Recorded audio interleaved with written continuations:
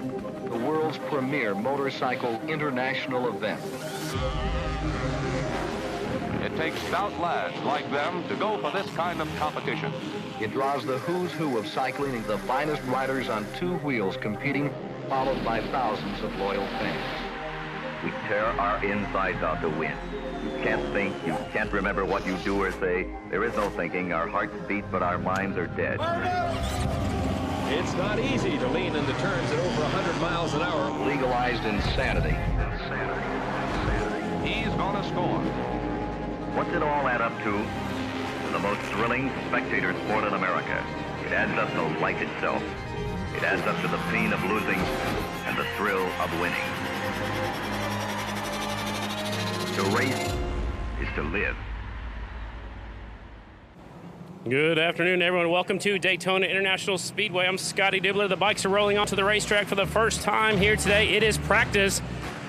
Actually, yes, it is practice for the AFT Super Twins presented by Vance and Hines here at Progressive American Flat Track. Briar Bauman's on the one bike. 9 is Jared Meese. 69, Sammy Halbert. 44, Brandon Robinson.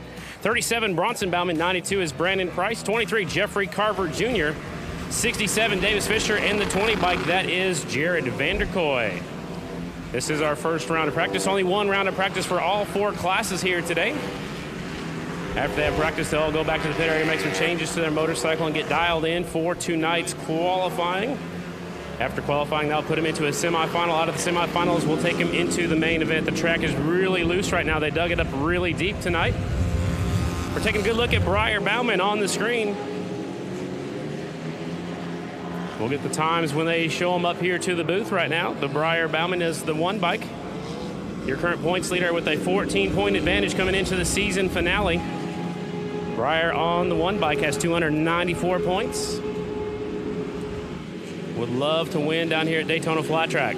They're running the high line right there, down here in 3 and 4. You can hear some motorcycles actually running on the super speedway just outside us here. We're on the outside of turns 1 and 2 of the Daytona National Speedway. There's a look back through the pack. There's the 69 slamming Sammy Halbert, currently 3rd in the point standings.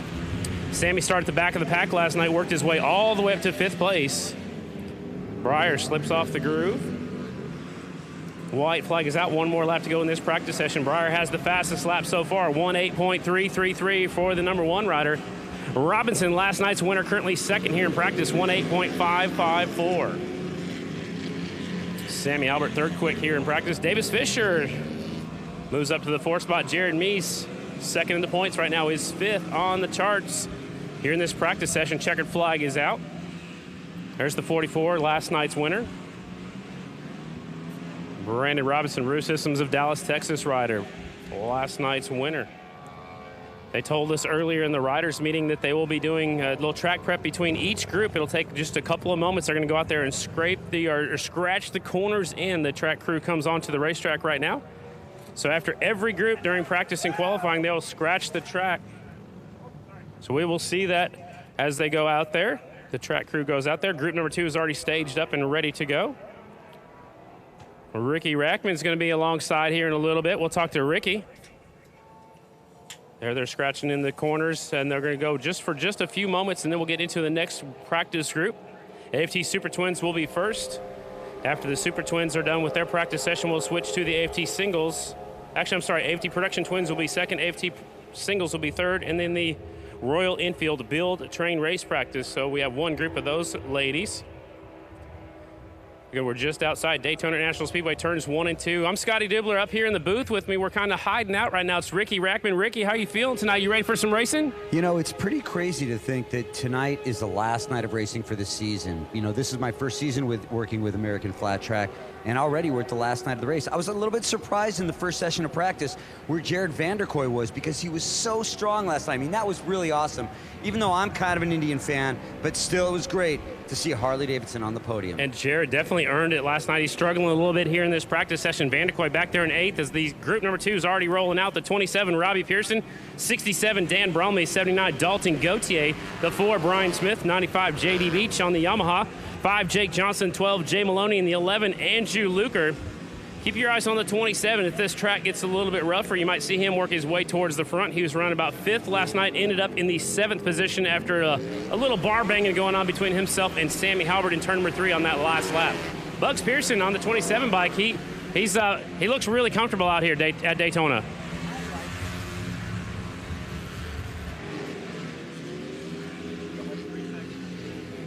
That's Pearson on the 27 bike. He looks really smooth out there, putting that left leg up. Then he puts it on the foot peg to get that traction to that rear wheel. Pearson on the 27 slips a little bit wide. You can see they're leaving the track a little bit deeper out here tonight. We'll see how that will change throughout the evening. Bugs Pearson up to 3rd on the 27 bike. He's moving his way towards the front. Again, this is just practice, but he looks pretty good. What do you think? Last night. It was funny to see Bugs Pearson. He described the riders as 18 egomaniacs sat on the track. That's the first time I've ever heard that, but I sure love it. So we'll have to use that one throughout next year. Brian Smith on the factory Harley-Davidson Vance & Hines bike moves into 4th on the number 4 motorcycle.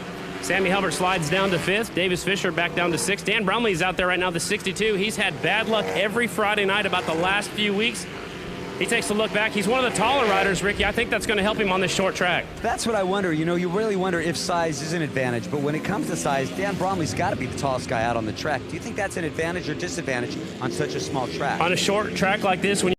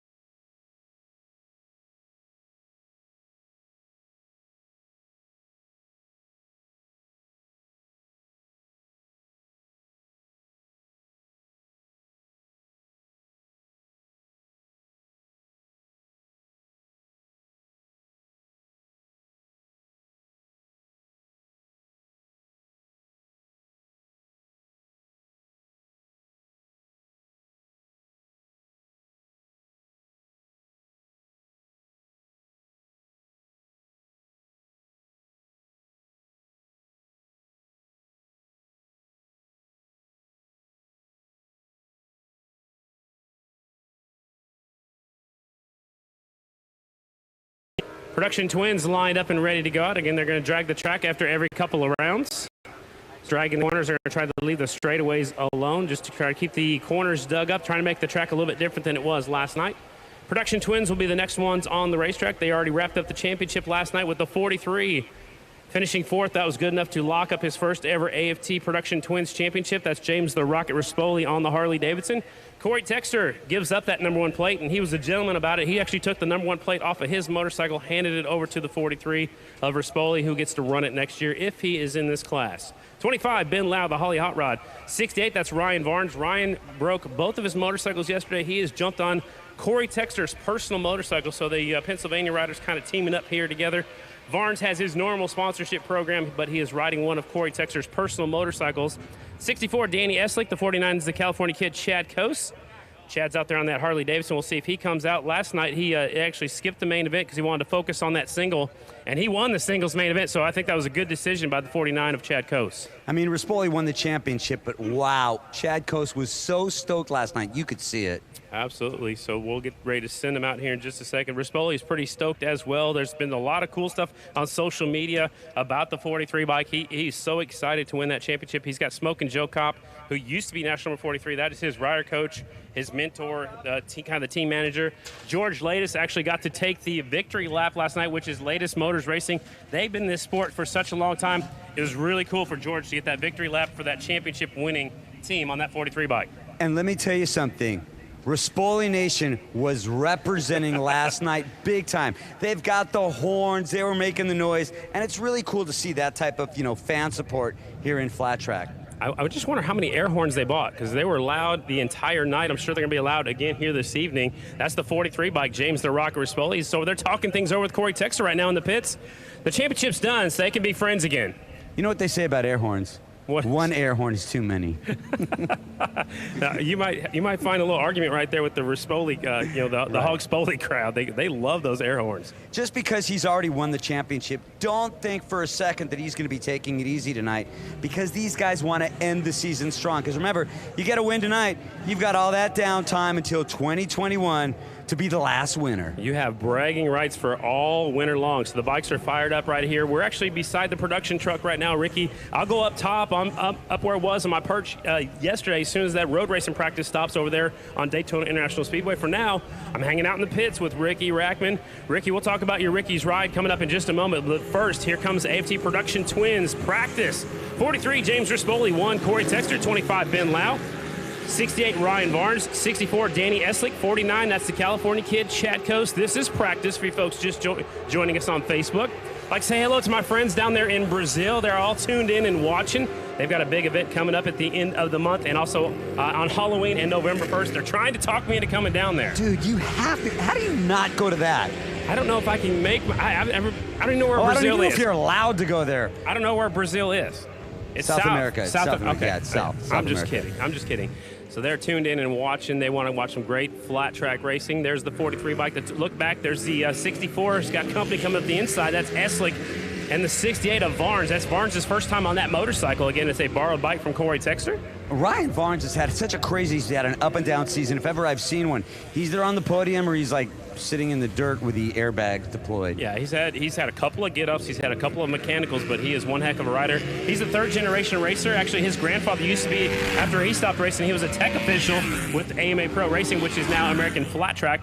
And his dad used to be number 89. That's Rev Kevin Varnes. And if you turn that number plate upside down, that's an 89.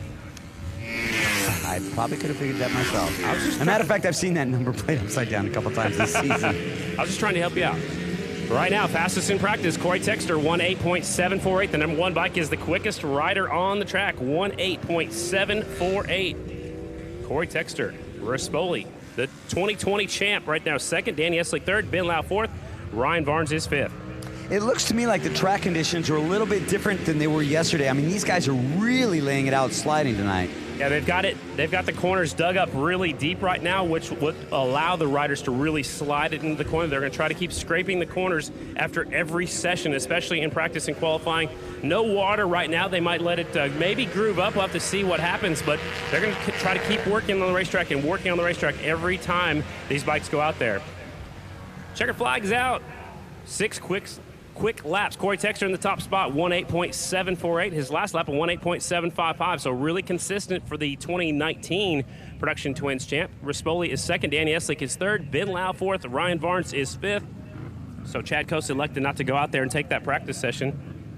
We were talking about Ricky's ride for just a moment. You and your girlfriend Leah rode your motorcycles down here, part of Ricky's ride. And what's happening tomorrow, though, is you're going to ante it up a little bit to make some more money, right? Tomorrow we are asking all you people on Facebook. I'll tell you later. Hold on. They're already rolling out the next group. I thought we were going to have a break in the action. Here comes group number 2, 175, Pat Buchanan. 42, Jeremiah Duffy. 96, Cody Johncox. 50, Jimmy McAllister. The 10, Johnny Lewis, last night's winner on that Royal Enfield. And the 123, Shelby Miller. Those are the bikes on the racetrack. Johnny Lewis was so impressive. I mean, it wasn't only a big win for Johnny, but also such a big win for Royal Enfield, who's really kind of just dipping their toe into American Flat Track right now. It's a developmental bike. It's an FT twin, a flat track twin. They're just doing some research and development on that number 10 bike. Johnny, his debut was at Williams Grove. He finished with a 6th and a 7th, but last night had to have been the highlight, taking the win on that number 10 bike. Again, Johnny Lewis also got his first ever Grand National victory here at Daytona Flat Track, back on a single quite a few years ago. There's a look at the 10 bike. Again, that's the Royal Enfield. JL10, part of Moto Anatomy. You actually went to one of his riding schools, and he taught you, so you can go that fast because he's already taught you everything he knows, right? Yeah, I gave him a few pointers to help him last night. Actually, I can't do any things that Johnny Lewis is doing right now, but I do have a better appreciation for the sport. Check out Moto Anatomy. Johnny Lewis, not only a great racer, but a great teacher and coach. Worked with Dallas Daniels. He sure did, who won the 2020 championship. Pat Buchanan at the top spot now in practice, 1:8.536 for Pat Buchanan. Johnny Lewis takes the number 10 up to second, 1:8.583. Jeremiah Duffy is third on the 42 bike. That's the Sammy O Racing Kawasaki. So there's a look at those 175 and 42. They've got a good little battle going right here, and this is just practice, but these two might be contending for the win later on tonight. It looks like we're seeing a few unfamiliar names at the top of the speed charts right now, other than Johnny Lewis, who won yesterday. I mean, do you think he could actually back it up and sweep Daytona? He sure could. He looked very strong. He's won here before. He's got the confidence now of winning last night on that Royal Enfield. And he looked super smooth, and it was all about getting into the corners and getting off the corners. We see the 42 slipping wide. He made a mistake going into that corner. Looked like he hit some braking bumps right there, and that will cost him that lap. But he's okay. Checkered flag is out from Big PR Flagman. Pat Buchanan, fastest in practice on that one, number 175 bike. Pat Buchanan has quick time. Your fast qualifier in practice, if there is such a thing. 175. Pat Buchanan from Michigan, used to be national number 75 back in the day. Hung up the helmet for a little while, went some ice racing. Now he's back on the dirt. Pat Buchanan, 175. Johnny Lewis is second quick, 1:8.547. Third is Jeremiah Duffy, the 42 bike with the 1:8.591. Corey Texter drops down to 4, so the track might have got a little bit faster. All right, we're going to take a quick break. We're going to do some more track maintenance. When we come back in about 3 or 4 minutes. Up next will be the AFT singles practice. AFT singles presented by Russ Brown Motorcycle Attorneys. We're at Daytona. We'll be right back. Main event in American Flat Track.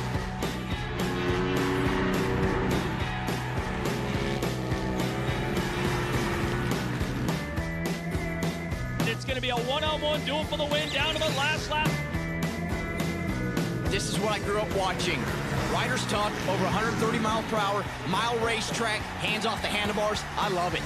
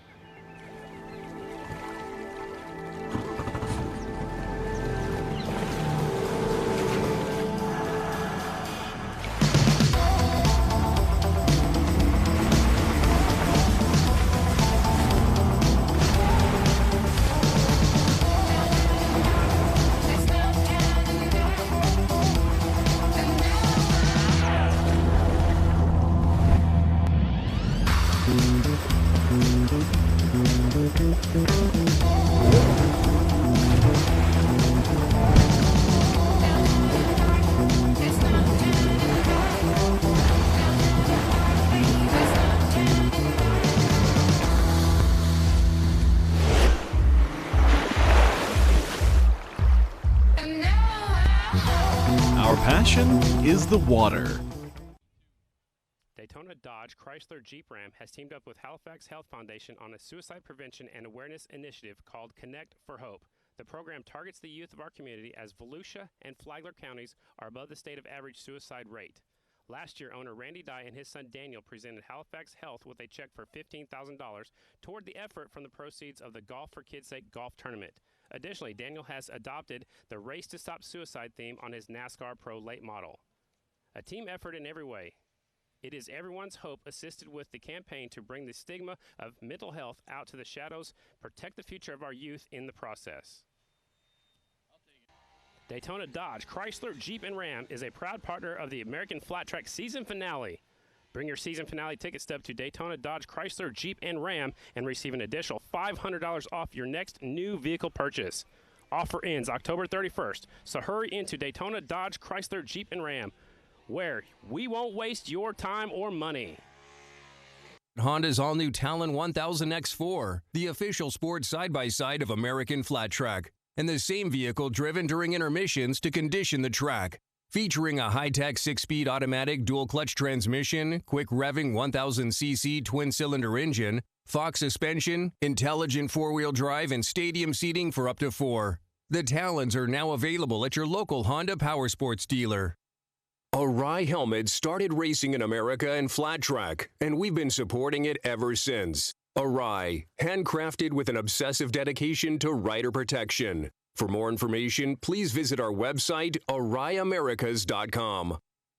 Dunlop is proud to be the official tire of American Flat Track. No other tire company has won more championships than Dunlop. And what we learned from our investment in racing is rolled into our street tires, such as the Dunlop K180, a street-legal version of the aggressive DT3 flat track tire. Dunlop, the official tire of American Flat Track. Over 40 years ago, Russ Brown set out on a mission to help injured riders. We fight for the rights of riders every day because we are riders and we know what you're going through. If you're injured in a motorcycle accident, don't fight the insurance companies with just any lawyer. Call 1-800-4BIKERS. These guys will have your back. If you go down, call Russ Brown. Motorcycle attorney! There's the old saying, you don't know how fast you can go till you fall down, and there's a lot of truth to that. I'm doing a sport that I love, and we all know it can go bad. And when those times that it does go bad, you want to be safe. Just looking at the helmet, looking at the craftsmanship, you can tell why it's the best helmet out there. When I put the helmet on, I know that I have the best in the business on my head, and for me, I've been wearing Arai helmets my entire career, and I'm pretty proud of that.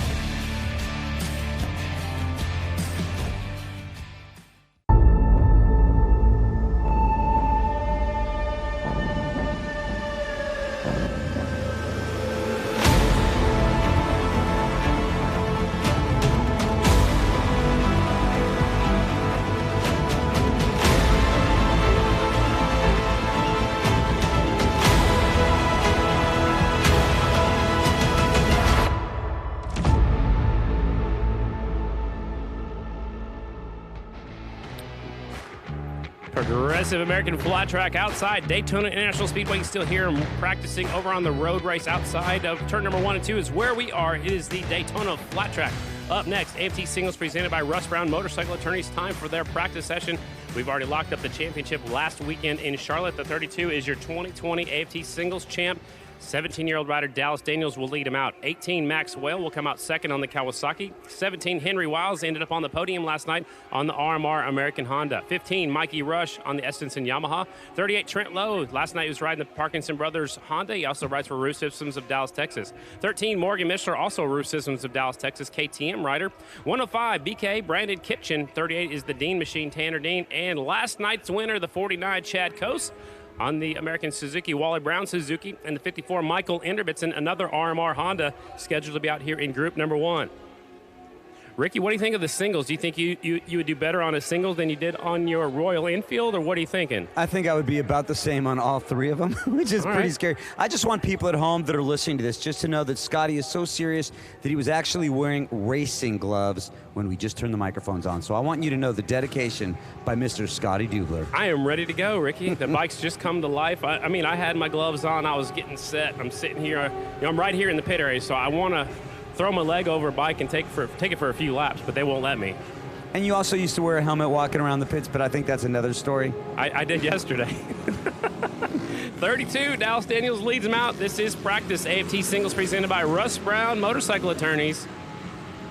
The Double D goes up to the high line. He actually raced here back in the day on 85cc bikes, 85's little bikes, so he has plenty of laps out here. Some of these other riders don't have that many laps. It looks like the 48 Trent Lowe is actually on his own personal Honda. He might switch on over, so the 48, when he's on the white bike, that's the Parkinson Brothers race bike. Right now, the 48 is on his own personal bike. Daniel's out in front on the Yamaha, the 18 bike. That's Max Whale from Australia. He's been with us all season long. It has to be hard for him, Ricky. His whole family is down there in Australia, not able to come up here because of the COVID. I'll tell you, we saw Max on the podium last night, but I've never seen a guy so depressed that he didn't win the race. I think he got second, and he was bummed. So bummed. He had a mask on, but I could still tell he was frowning. I could too, just by listening to him talk, and that means he wants to win. Well, that was an Australian accent too. I know another 18 guy that doesn't like to lose either in that four-wheel sport. Kyle? Yeah, he does not like to lose. The 18 makes the move, gets by Dallas Daniels. This is kind of a track like I think Maxwell will do really good on. They have loose tracks down there in Australia. Dallas Daniels trying to come back up on the inside. So they have looser tracks down there in Australia. Here we have usually harder packed groove tracks. It's taken a little while, but Maxwell's figured out those groove tracks just as well as he has the loose track. But I think he's feeling at home right now in that Kawasaki. I wonder if Dallas Daniels is going to be taking it a little bit easier. I mean, he's already wrapped up the champion. No, you're nodding your head, Scotty. Absolutely. You think Dallas Daniels not. wants to end the season with a win? He fell off last night. He still worked his way up towards the front. So Dallas wants to win just as bad as anybody else. He's got plenty of wins here this season, but he wants one more to, like you said a few moments ago, to know that he won the last race, and he'll sit there as the last winner until the season opener next year. Wasn't he going on his 7th win? He won 6 races in a row, right? 7. Yeah, 6 in a row for him. It was 7 for Rispoli. That's right. Maybe I'm backwards. I don't know. I'm over here. I'm out of There my... were a lot. There were a lot. I'm out of my element down here in the pit area. 15, Mikey Rush, quickest in practice, 1:8.546. Michael Enderbitz in the RMR Honda is second, 1:8.597. Chad Coast, last night's winner, is third so far in the Suzuki, 1:8.605. Again, this is just practice for you folks just joining us or just tuning in. Maxwell is currently fourth on the Kawasaki, 1:8.634. Henry Wiles is fifth, the 17 bike, 1:8.669. Dallas Daniels currently sixth, 1:8.704. Brandon Kitchen is seventh. Tanner Dean is eighth. Trent Lowe is ninth, and Morgan Mishler is 10th. Second group's already rolling out. The 211 Trevor Bruner, 52 Shayna Texter, 51 Cole Zabala, 19 James Ott, 99 Kevin Stallings, 44 Cam Smith, 11 Andrew Lukert, 96 Jesse Janish, who had brake troubles last night. Talked to him earlier. 169 is Aiden Rusev. And so again, I talked to Jesse Janish. He lost one whole brake pad, so sometimes the brakes would be there, sometimes he'd have to pump them up, sometimes there was no brakes. So he still maintained and got a 10th place finish last night. I'd really like to see something happen for Shayna Texter. Her season had been so bad.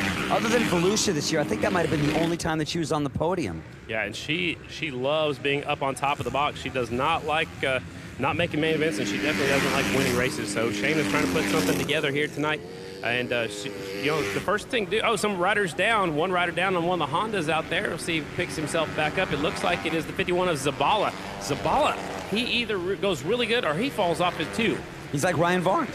There you go. He gets that thing picked back up, and he'll go back after him. He had a good performance at one of the mile races earlier this year, finishing second. I believe that was the Indy mile, the only mile the singles were on.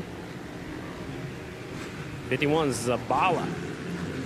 I used to call him Shazam last year. He told me he didn't like that name. I think you make up most of the nicknames. I think you just randomly make up nicknames to these riders. They don't get any choice at all. I don't let them choose. No, it's up to me. The 11, Andrew Luker in the top spot, 1:8.499. The 11 bike, quickest out here in practice for the AFT singles, presented by Russ Brown Motorcycle Attorneys. Luker at the top spot, Mikey Rush second, Michael Enderbitz in third, Chad Coast fourth, Max Whale is fifth. Shayna Texter, she's down now into the 10th spot. Shayna now in the top 10 here in practice.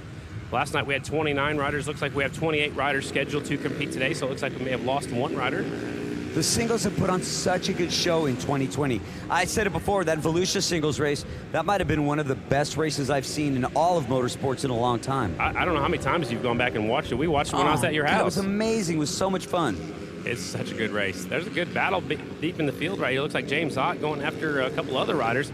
Looks like they're running the very bottom of the racetrack. I was expecting to see him running a little bit higher when it's deep as it is right now. Checkered flag is out. Luker, the fastest on the track, and actually the fastest in the AFT. So we're up in the deep stuff, just letting that back wheel slide out there and grabbing a handful, throwing a roost over the fence. So the 11 quickest so far here in practice, Andrew Luker, 1:8.499. Second is Mikey Rush, the 15, 1:8.546. We'll take a look at the 51 going down. It's Zabala working the inside right here, trying to go up the underneath of the 211. Actually, kind of threw it down right there, maybe on purpose, Ricky. Sometimes you actually crash and lay it down. Instead of running into the back of the 211, he may have just thrown it down to keep from hitting that other rider. It looks like he made a little contact. You think he didn't? Possibly. I mean, it was hard to see, though. Those great job by our cameramen, getting that good view right there. But, sometimes you can't see every little thing, but he elected to throw it down. Here comes group number 3. We're keeping on moving. AFT singles, 14, Jacob Lehman, 31, Dylan Bell, 75, Blake Lomas, 34, Brian McRoberts, 161, Casey Sisko, 133, David Wiggin, 153, Aaron Kennedy, 46, Shane Narbone, and the 123, Shelby Miller. The last group, AFT singles practice. Who are you keeping your eyes on, Ricky? I see you're concentrating pretty hard. I'm just always concentrating. I mean, I'm still a little bit embarrassed from last week. Picking Morgan Mishler. That was last night when I picked Morgan Mishler. Didn't realize he was starting from the 5th row, so I'm still kind of dealing with that. But I did pick Johnny Lewis, so I'm researching for my picks tonight. That's what I'm doing. Oh, okay. So you're researching on the singles class. Sure. Also, just got a text message saying that Shayna also finished on the podium at the Indy Mile in that 3rd spot. So, but you're right. 2 times this year instead of what we're normally seeing her up there on top of the box. So she's not had a good year. Hopefully she'll get that thing figured out for next year. So there's 14, Jacob Lehman. He's won some Grand Nationals out here in our sport. Brad the Bullet Baker actually sponsors him. Did you know that? I am not aware of that. Yeah, they're good friends from the Pacific Northwest. He's also had some Roof Systems of Dallas, Texas leathers on. It's good to see Jacob Lehman out here with us. Dylan Bell goes up to the 2nd spot. The 31 is the fastest on the racetrack right now. Dylan Bell, keep your eyes on that 31. He's from Hoisington, Kansas, not too far from my hometown. We talked about Dallas Daniels being the youngest champion, but actually he wasn't Brad Baker was the youngest champion in AFT. Dropping knowledge. Ricky Rackman's been going to school. No, I just listen to you say it all the time. Okay, 31. Fastest bike out there on the racetrack right now, currently second overall in this practice session. Dylan Bell, 1:8.523. Mikey Rush slides down to third. It's still Andrew Luker quickest in practice for the AFT singles as the white flag comes out. For the 14 bike, Jacob Lehman, white flag is out. Dylan Bell's tracked him down. Are we seeing some newer names on the top of the singles practice right now? At the moment, yes, and I think it's because of the track. You know, if the track brushes off right now, it's not as deep, so these guys are getting the traction, they're driving forward, so that's why Dylan Bell's up there. That's my opinion. I noticed that too in the last class, the production twins class. The second group was actually faster than the first group, depending on track conditions. For any of you that are watching this online right now, if you're close to Daytona, you need to come down here. It's a lot cooler than it was last night. And I mean, this is the last race of the year. Who's going to be the champion in Super Twins? I don't know, but we're going to know in just a few hours. That is right. So if you're close by, come on down, check it out. I know there's a lot of people out here for Biketoberfest down here at Daytona Beach and all in the surrounding areas. I heard last night Main Street was packed. Main Street was packed. I went to the Iron Horse. I went to the first bike week here in 1992 when I was 10. Okay, I was going to say, how old were you? 8. Up next, looks like it will be the Royal Enfield Build, Train, Race program. You know all about this program, Ricky. These ladies have actually built their motorcycles. We do have 2 fill-in riders. The 2 of the riders could not make it down. One of them is in Canada, so of course the borders are closed right now, so she's not able to make it. But we have 2 fill-in riders helping out. But the ladies getting ready to come out are Mallory Lee on the 88, the 23 Trisha Dahl, 31 Jill DeShane, and the 13 Melissa Paris. And Melissa looked really good last night. Yeah, Melissa Paris won last night. It was Jill DeShane who won the first race, and I think Jill was a little bit surprised that she had so much competition yesterday. And these girls take these bikes, they work on them, they build them, they go out and get sponsors, they make the modifications themselves. Then they work with Johnny Lewis, they go out there and they race. And these girls are serious. They sure are. They take it very seriously. If they went out there race sponsorship, they could add some extra money into these bikes. The only thing they've done to the motors is added some pipes, actually, just to make them run a little bit better. The S&S pipes are on all 4 of the motorcycles. There's a look at the 31, Jill DeShane. She's from Rogers, Minnesota. She won the Atlanta short track, and she smoked them at Atlanta. She's also very big into ice racing. I've never seen an ice race. I have to go this winter. Everybody tells me that. I announced the World Championship Ice Racing Series on the indoors, and it is awesome, but the outdoor ice racing is just as good, and it's very fast. You know, the trophies didn't come in time last night for the Build, Train, Race program, so the girls actually were awarded paper plates with the number written in magic marker. I saw those as we rolled into the track. We went through the Royal Enfield pit area. It was the first place we stopped, and they actually had them on the front of their bikes. I liked it. If the trophies don't come tonight, they're going to get plastic cutlery. Nice. Did you buy it for them? Solo cups? They all come in little cellophane packs. You get them at Chick-fil-A. All right. There's the 31 out front. She has a quick time. Jill DeShane, 20.965 for Jill. Melissa Paris, last night's winner, currently second quick, 21.127. She's actually closing up on the 31. So the 31, she looked like she's having trouble with the motorcycle, taking a look down. Ricky, they started their bikes. These are all INT 650. And the bikes look cool. I mean, I love them, and especially because each girl's had a lot of say in the way that the design of the bike looks. It's really got that retro feel, and I really like what Royal Enfield's doing with motorcycles right now. And you were sitting on the one we have in the paddock area just all morning. I thought you were drooling a little bit because you wanted to ride it so bad. I want to ride one of those Royal Enfields. I think they're just such cool-looking bikes. Maybe you should take one on Ricky's Ride 2021. You never know. There you go. Jill DeShane out there still in the top spot, 20.965, your fast time in practice. Melissa Paris, the road racer, she's number 13. She's from Oceanside, California, sitting second quick. 88, Mallory Lee is third. Trisha Dahl is fourth on that 23 motorcycle. And some of these girls have a little bit of racing background coming from either ice racing, but I mean, one of the girls, I don't know if she's out, that might have been Mara that might be out.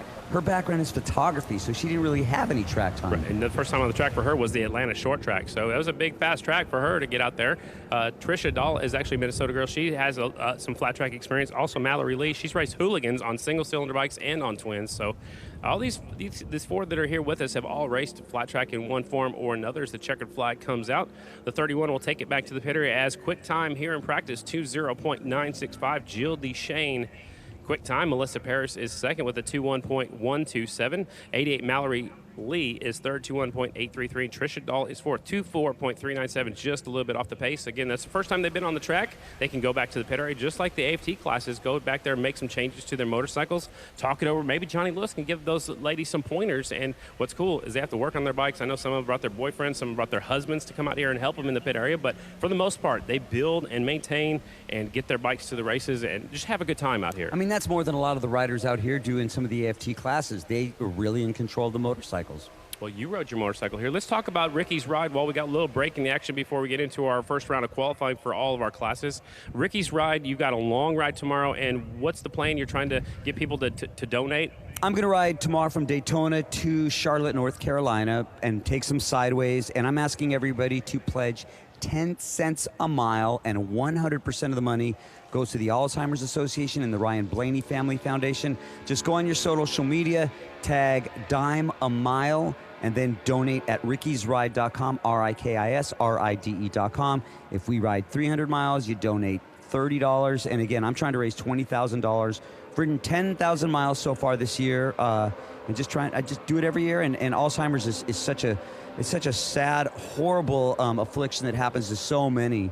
And it's a form of dementia. It happens. I mean, I know a lot of people that have family members that have gone through Alzheimer's. It's really tough. I love what you do, Ricky. You help out different charities every year. That way somebody's not benefiting year after year. How do you decide where you're going to ride? And you know, I know this year you actually took a lot of suggestions from people, your followers, that told you where to camp. You camped out this year, and they tell you where to go eat. We tried some new restaurants this year on the American Flat Track Tour. Actually, we did. We had somebody started on my Twitter and said, "Oh, you guys got to eat here." People have been telling me where to go most of my life, but now they literally tell me where to go. And I look at my Twitter and my Instagram, and they say, "Oh, you got to go stay at this house in Savannah that was haunted," which we stayed, and I didn't see a guest. Or, "Oh, you got to go here on the Blue Ridge Parkway." Or this year, I've ridden coast to coast so many times, 4 countries. And I love riding motorcycles, and I love meeting people out on the road. And this year was great because I got to ride to a lot of the progressive American flat track races, and I enjoy that. Absolutely. So they're doing a little track prep right now. When we get back into the action, we'll start all over. It'll be the Super Twins coming out first for their first round of qualifying.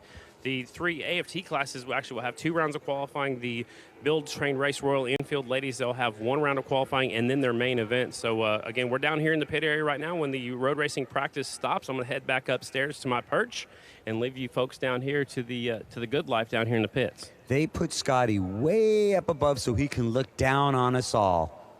But we're having the party at the track. Everybody here knows it. And if you're at home and you're anywhere by Daytona, you need to come here and get tickets. And I want to say thanks to all the people that are watching on Facebook and Track Pass. They've been very vocal. They were very rough at me when I started, and that was deserved. But some of them don't hate me as much as they did. And I just like to see people that are so passionate about such an incredible sport. I'm such a fan of this sport, and I like to see it progressing. And what's really cool, too, is down here in the pit area, it is a family. I mean, it's a flat track community. It's a flat track family. And once you're in, you're hooked. You're in.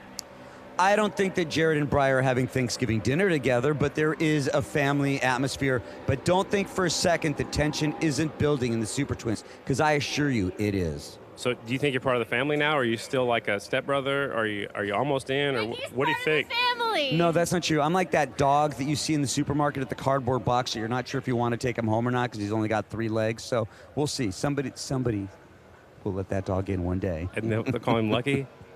Something like that. All right. Kristen Beats right here, she said that you're in this part of the family. I got it. Since this is the last race and we have just a minute, I want to thank both Scotty and Kristen because there was never any competition between any of us because, Scotty, you're so good at what you do.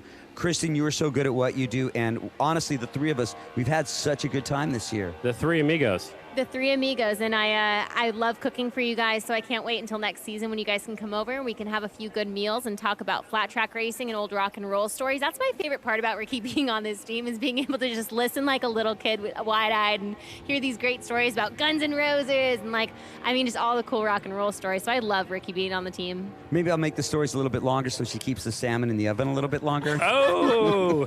No, it was really cool to go to Charlotte. I got to hang out at your house, Ricky. We went over to Kristen Beats' house, and I hope Charlotte Half Mile is back on the schedule again next year because the racing last weekend was phenomenal. Oh my gosh, I was devastated when it rained out, and I think the paddock was as well because the racing really did elicit the best of the riders, the best of the bikes, and hopefully we'll be able to return there. We'll see. I'm hoping everything's back to normal because there's a lot of tracks that I still have not been to. I'd like to be at a TT race next year, so we're hoping everything gets back to normal. So we're having a lot of fun out here in the paddock area. Kristen, what'd you have? Scotty, what's your favorite race? I'm curious. You've been to all of them. You've been around for a minute. I'm very partial to the Springfield Mile. It's the fastest dirt oval. It was my fastest track, or the favorite track for me when I was a rider, because I think the last time I was there was actually on a 600cc Rotax. I went the last 3 or 4 laps wide open, and just to not let off the throttle, it's such an incredible feeling. I would have to agree with you. I enjoy the Springfield Mile as well, but there was a mile we went to last year, and the Red Mile, and I loved the Red Mile. It was so much fun. I loved the racing there. I just like mile racing in general. I think it elicits a great style of riding, but it looks like these guys are getting ready to go out there. Looks like the AFT Super Twins are pulling up right now for qualifying round number 1. The one will lead him out. That's Briar Bauman. Briar on the factory Indy motorcycle trying to win his 2nd consecutive championship in the AFT Super Twins class to be the first ever Super Twins champion. Last year it was AFT Twins. It is the Super Twins class, the new class this year. Jared Meese is the only rider that can actually mathematically beat him right now. He's 14 points behind, so it's the 1 and the 9 to determine the champion. 69, Sammy Halbert trying to spoil the party. 44, Brandon Robinson did win last night. 37, Bronson Bauman. 92 is Brandon Price. 23 is the Wizard, Jeffrey Carver. 67, Davis Fisher. And the 20 bike end up on the podium. His first ever official time on the podium, because when he was on the podium last time, he actually finished fourth, and there was a disqualification, so that's how he got onto the podium there at the Atlanta Short Track a couple of years ago. But Ricky, we've asked Kristen answer what her favorite track was so far. I answered mine. What was your favorite track here in 2020? I mean, Charlotte, of course, is the track that I like to attend, but I've said this so many times, said this earlier. My favorite race of the year was definitely the Volusia Singles race. That was a good time. I like going to all the races because I've been to every NASCAR track. But to go to some of these dirt tracks that I've never been to go to the Devil's Bowl, and some of these that have so much history has always just been incredible. How cool was it to have some of the NASCAR drivers out there at Charlotte? I know we couldn't talk to every one of them because we had to keep them in the bubble so they can stay safe, so they can keep racing. We had our bubble with the riders where they were staying too, but you talked to Noah Gragson and Michael Annett during opening ceremonies. How cool was that? The great thing about this sport is you don't have to really force feed anybody to like this. I mean, Noah Gragson's jaws drop because when you watch this and you see these high speeds and you see everybody handlebar to handlebar with those elbows up, you can't help but get involved. Even if you don't have a rider to root for, it's just so amazing, and they're just on the razor's edge at all times, and that's exciting to be a part of. And a lot of the NASCAR drivers are fans of American Flat Track, but they just don't get to come to the races because they're usually, racing. They race more, 36 times a year, so they're always busy. And it just happened that we were at the same place at the same time. The Xfinity class was running the same day we were running there on Saturday when we got rained out. But it was cool that some of them got to come and watch on Friday night. I would like to see some American Flat Track races at a NASCAR track, in a dirt track. That's just what I'd like to see, like Dover. Pretty cool. So it looks like we're not quite ready yet. We're going to take about a 2-minute break. When we come back, it'll be time for qualifying. AFT Super Twins right after a word from our local sponsors. Nobody does Biketoberfest like Bruce Rossmeyer's Daytona Harley-Davidson. 2 floors of new and used custom bikes, official Harley-Davidson motor clothes, parts, official merch, dealer tees, and authorized service. BruceRossmeyer.com. Hey everybody, it's Randy Dye with Daytona Dodge Chrysler Jeep and Ram. Jeep Adventure Days and Ram Power Days are back again in October with bigger and better savings. Get 0% financing on a new Dodge Charger, Challenger, Hellcat, or Durango. 0% on a Chrysler Pacifica. How about a Jeep Renegade for $169 a month, or a Wrangler for $299 a month, and a Grand Cherokee for $269 a month? Get a brand new Ram for just $279 per month. So shop online with Easy Purchase or come visit us at Daytona Dodge Chrysler Jeep and Ram, where we won't waste your time or money. Hi, I'm Daniel Dye, driver of the Races Stop Suicide, number 43, and the Arkham Menards E-Series. Did you know that 132 people die every day to suicide, and 22 of those are veterans? 90% of those people had diagnosable mental illnesses. Let's face it, suicide touches us all. If someone you know or love needs help, please call the National Suicide Prevention Lifeline at 800-273-8255. That's 800-273-TALK. Together, we can race to stop suicide. Jeep Beach is back, and it's bigger and better than ever. 2021 is already shaping up to be an amazing year for the Jeep Beach Jamley Reunion. April 19th through 25th in Daytona Beach, Florida, the world's most famous beach. You'll find more vendors, more excitement, more trail rides, more fun, and of course, everything you've come to expect from Jeep Beach. Get your tickets right now at jeepbeach.com, and we'll see you in Daytona April 19th through 25th.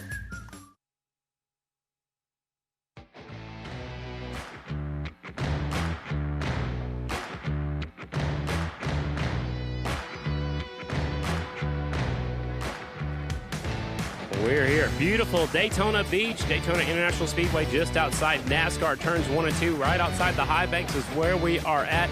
Coming up next, will be the AFT Super Twins presented by Vance & Hines, qualifying round number 1. So they did turn up the racetrack in both ends, both corners. Now they're sprinkling some water out there in both corners. You can see them, and they're pulling off right now. We'll send out the Super Twins for their first round of qualifying. We still have a championship to be determined in this class. It is going to be between the one of Briar Bauman from Salinas, California. He has 294 points. Jared Meese is sitting second, the number 9 bike. He has 280 points. So between those two riders will be our 2020 AFT Super Twins presented by Vance & Hines champion. It all starts here. Qualifying is up next. How they qualify will give them their starting lineup for their semifinals. There will be 2 semifinals, and then how they finish in their semifinals will give them their starting lineup for tonight's main event. AFT Super Twins main event will be 10 minutes plus 2 laps. Looks like they're just about done doing the track maintenance out here. There's some of the riders standing by looking and taking a look at it. You can see Jared Meese's hand going up and down. Maybe he doesn't like what he sees. JD Beach is standing there. Briar Bauman's on the, oh, no, that's not Briar. That's one of the Roof Systems riders. Look, possibly Dan Bromley. Jeffrey Carver's on the right side. Taking a look at the racetrack. In just a moment, we'll send them out. It's time for just about time for qualifying for the AFT Super Twins presented by Vance & Hines. Engines haven't quite fired up yet. Again, Briar Bauman is your points leader coming in. Second is Jared Meese. Third is Sammy Halbert. The 69 bike is currently third in the point standings. Brandon Robinson with his win last night, it moves into fourth. The 44 has been injured a couple different times, and he is injured and still won last night. The 44 is fourth in the point standings. The 37 is Bronson Bauman. The 37 bike is in fifth. 92, Brandon Price, 6th in the point standings. 23, Jeffrey Carver Jr. is 7th. 8th in the point standings, the 67, Davis Fisher. 9th is Jared Vandequay. The 20 bike as the bikes start firing up down here in the pit area. 10th in the point standings, 27, Bugs Pearson. 62, Dan Bromley is 11th. Dalton Gauthier is 12th in the points. The 4, Brian Smith is 13th. 95, J.D. Beach is 14th. Jake Johnson is 15th. Larry Pegram's not with us this weekend. He's 16th. Jay Maloney, 17th. Kobe Carlisle, Andrew Luker, Ryan Vartan, Mishler. Here we go. Qualifying will begin right now. The clocks will start next time by.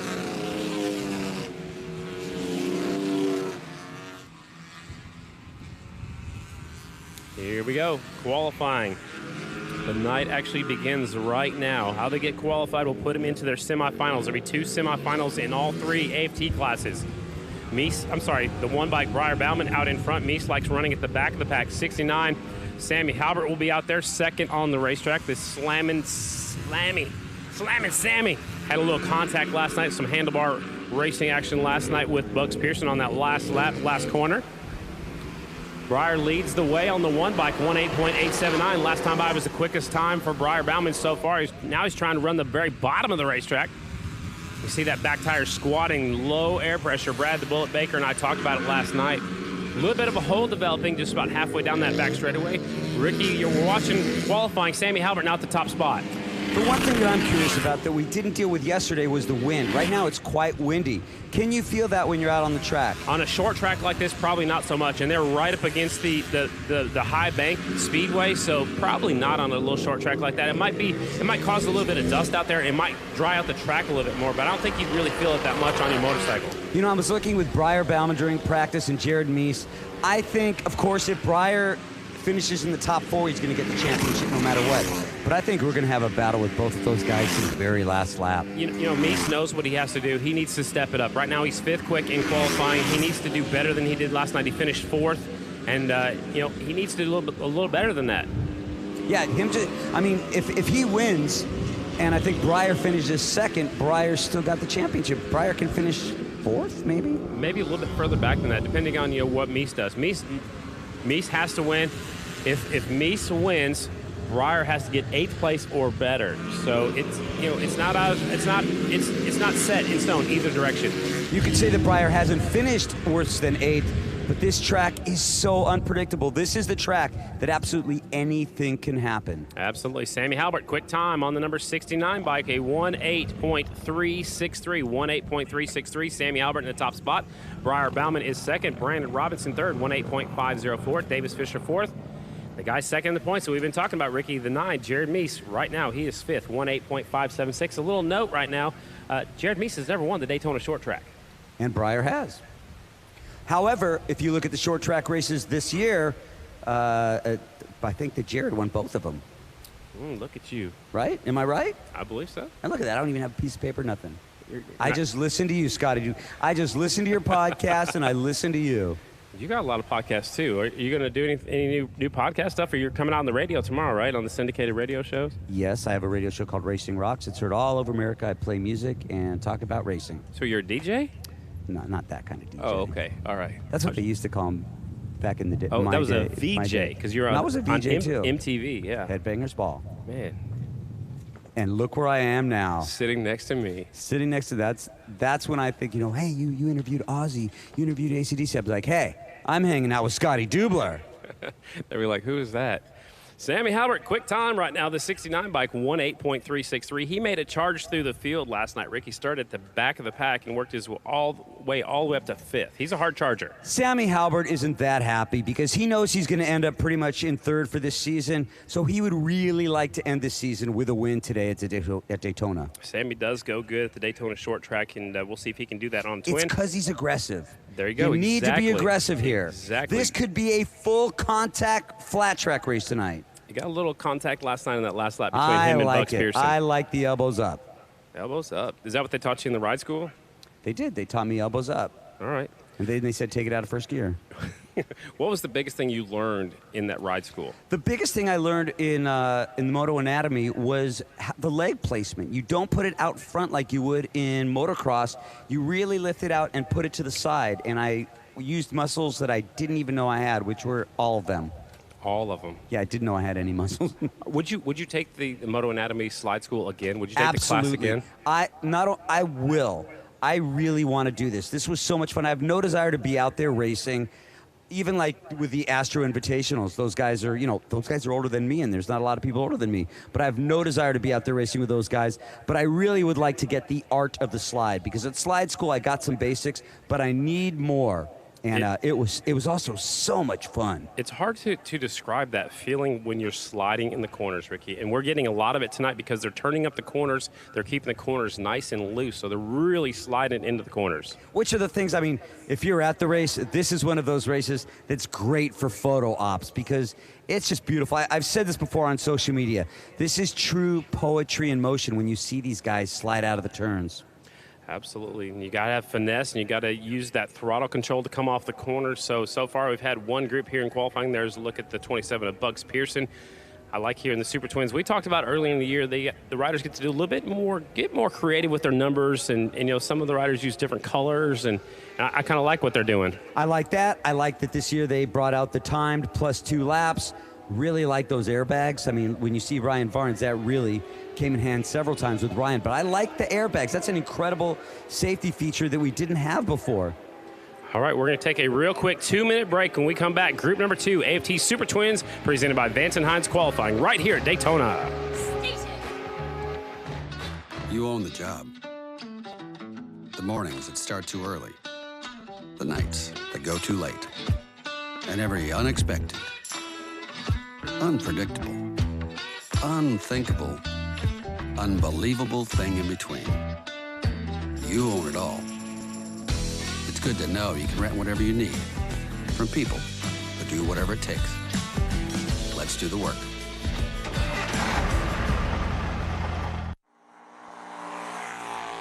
The ones who never stop. The ones who never quit. Round and around. We don't make the champions, but we do make the tires. We are Dunlop.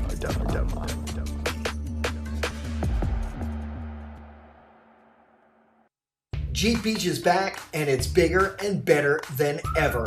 2021 is already shaping up to be an amazing year for the Jeep Beach Jamley Reunion.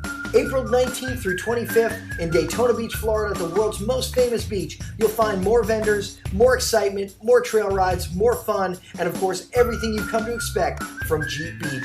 Get your tickets right now at jeepbeach.com, and we'll see you in Daytona April 19th through 25th. Over 40 years ago, Russ Brown set out on a mission to help injured riders. We fight for the rights of riders every day because we are riders and we know what you're going through. If you're injured in a motorcycle accident, don't fight the insurance companies with just any lawyer. Call 1-800-4BIKERS. These guys will have your back. If you go down, call Russ Brown. Motorcycle attorney.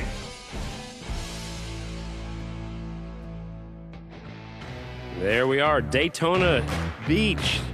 Man, we're not too far from there, Ricky. Racing.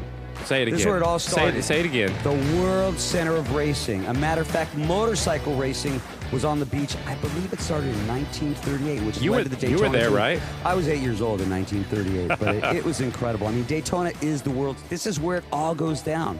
Absolutely. They actually started NASCAR out there on the beach as well. Also, I had a few people send us some messages about the Rookie Class 79. They are raffling off, and they will be drawing the winner of that FTR 1200. It's a replica of the FTR 750. And they want to say special thanks going out to the Indy Motorcycle Company for donating that motorcycle.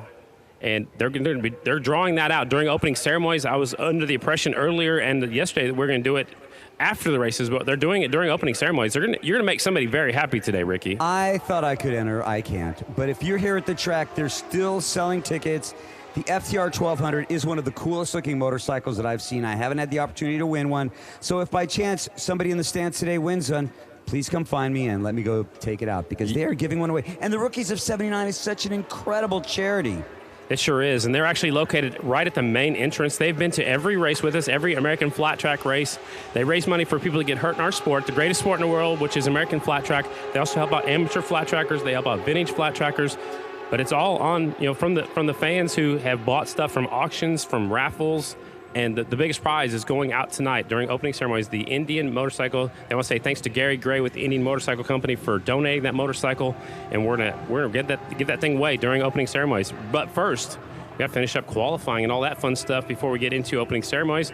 This is AFT Super Twins presented by Vance and Hines class. 27 is Bugs Pearson. 62, Dan Bromley. 79, Dalton Gauthier. 4, Brian Smith. 95, JD Beach. The 5 is Jake Johnson. 12, Jay Maloney.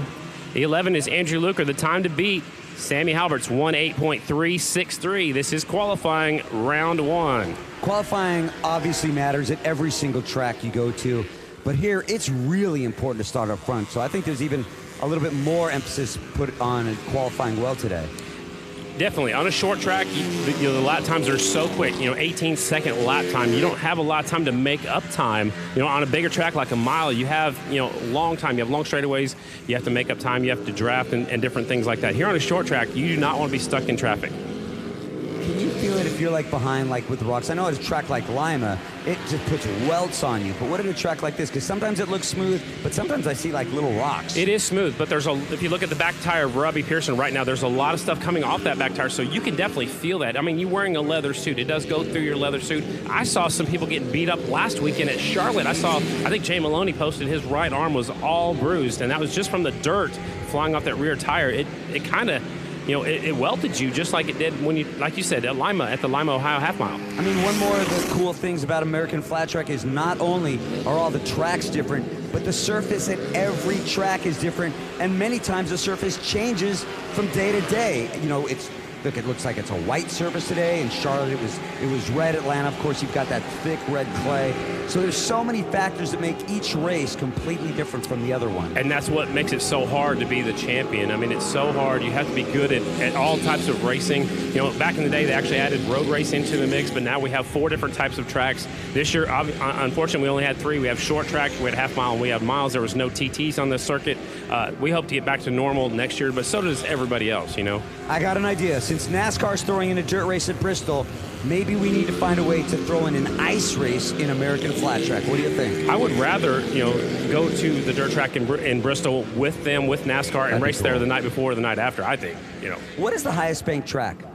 Ooh. Charlotte looked like it was pretty banked. Charlotte seemed like it was very, very banked this year. Yeah, so that's it for qualifying round number 1. Still Sammy Halbert out there as the quick time. A couple of the riders did have some hot brakes. They're glowing red, and some riders actually used that to their advantage to keep the wheel spin down a little bit, but that was still Sammy Halbert has a quick time here in qualifying round 1 for the Super Twins class. Breyer was 2nd, Robinson 3rd, Davis Fisher was 4th, Dan Bromley 5th. That means that slides Jared Meese all the way down to 6th. I hear the motorcycles going through behind us in the pit area. We'll see if they're going to do any track maintenance, or they're going to turn up the track just a second. So looks like we're taking another 2-minute break. When we come back, it'll be AFT Production Twins qualifying right here at Daytona. Nobody does Biketoberfest like Bruce Rossmeyer's Daytona Harley-Davidson. 2 floors of new and used custom bikes, official Harley-Davidson motor clothes, parts, official merch, dealer tees, and authorized service. BruceRossmeyer.com. Ladies and gentlemen, please turn your attention to the beautiful boats located just outside the front gates. They are brought to you by Blue Water Marine. Blue Water Marine is located on US 1 in Holly Hill, Florida, just down the road. Larry Gardner and his team sell Chris Craft, Cobalt, Barletta, and Stingray boats. They warranty and service Yamaha, Suzuki, and Mercury outboard engines. A proud supporter of AFT for many years. Please come by and visit anytime. Blue Water Marine. The darkness is full of demons. Hazy creatures who lurk in the shadows, prowling under the cloak of dusk. But we're not demons. We're beasts.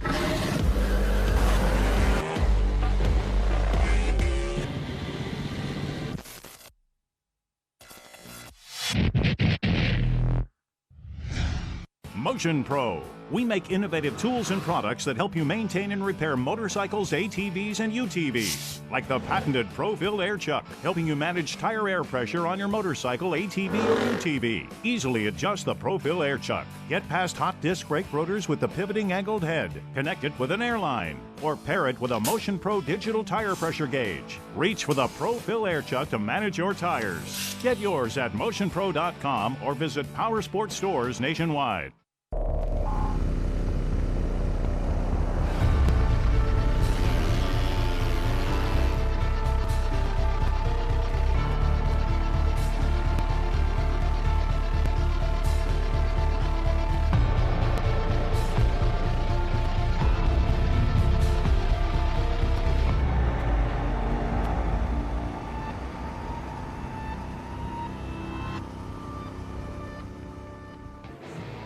Welcome back to Daytona Flat Track. The engines come to life. Up next, AFT Production Twins are rolling on the track. Qualifying round 1 for the Production Twins. 43, James Rispoli. 1, Corey Texter. 25, Ben Lout. 68, Ryan Barnes. 64, Danny Eslick. And the 49, Chad Coast, is a scratch for the rest of the night here in the Production Twins class. So 5 bikes will make it out here onto the racetrack. You should have went out there on that Production Twin, on that Royal Enfield. Stop it. Why? They'll probably show the footage of what it looks like when I go, because I'm very, very slow. If you put me on the track and I race the water truck, it might be a tie. At least we'd have a race.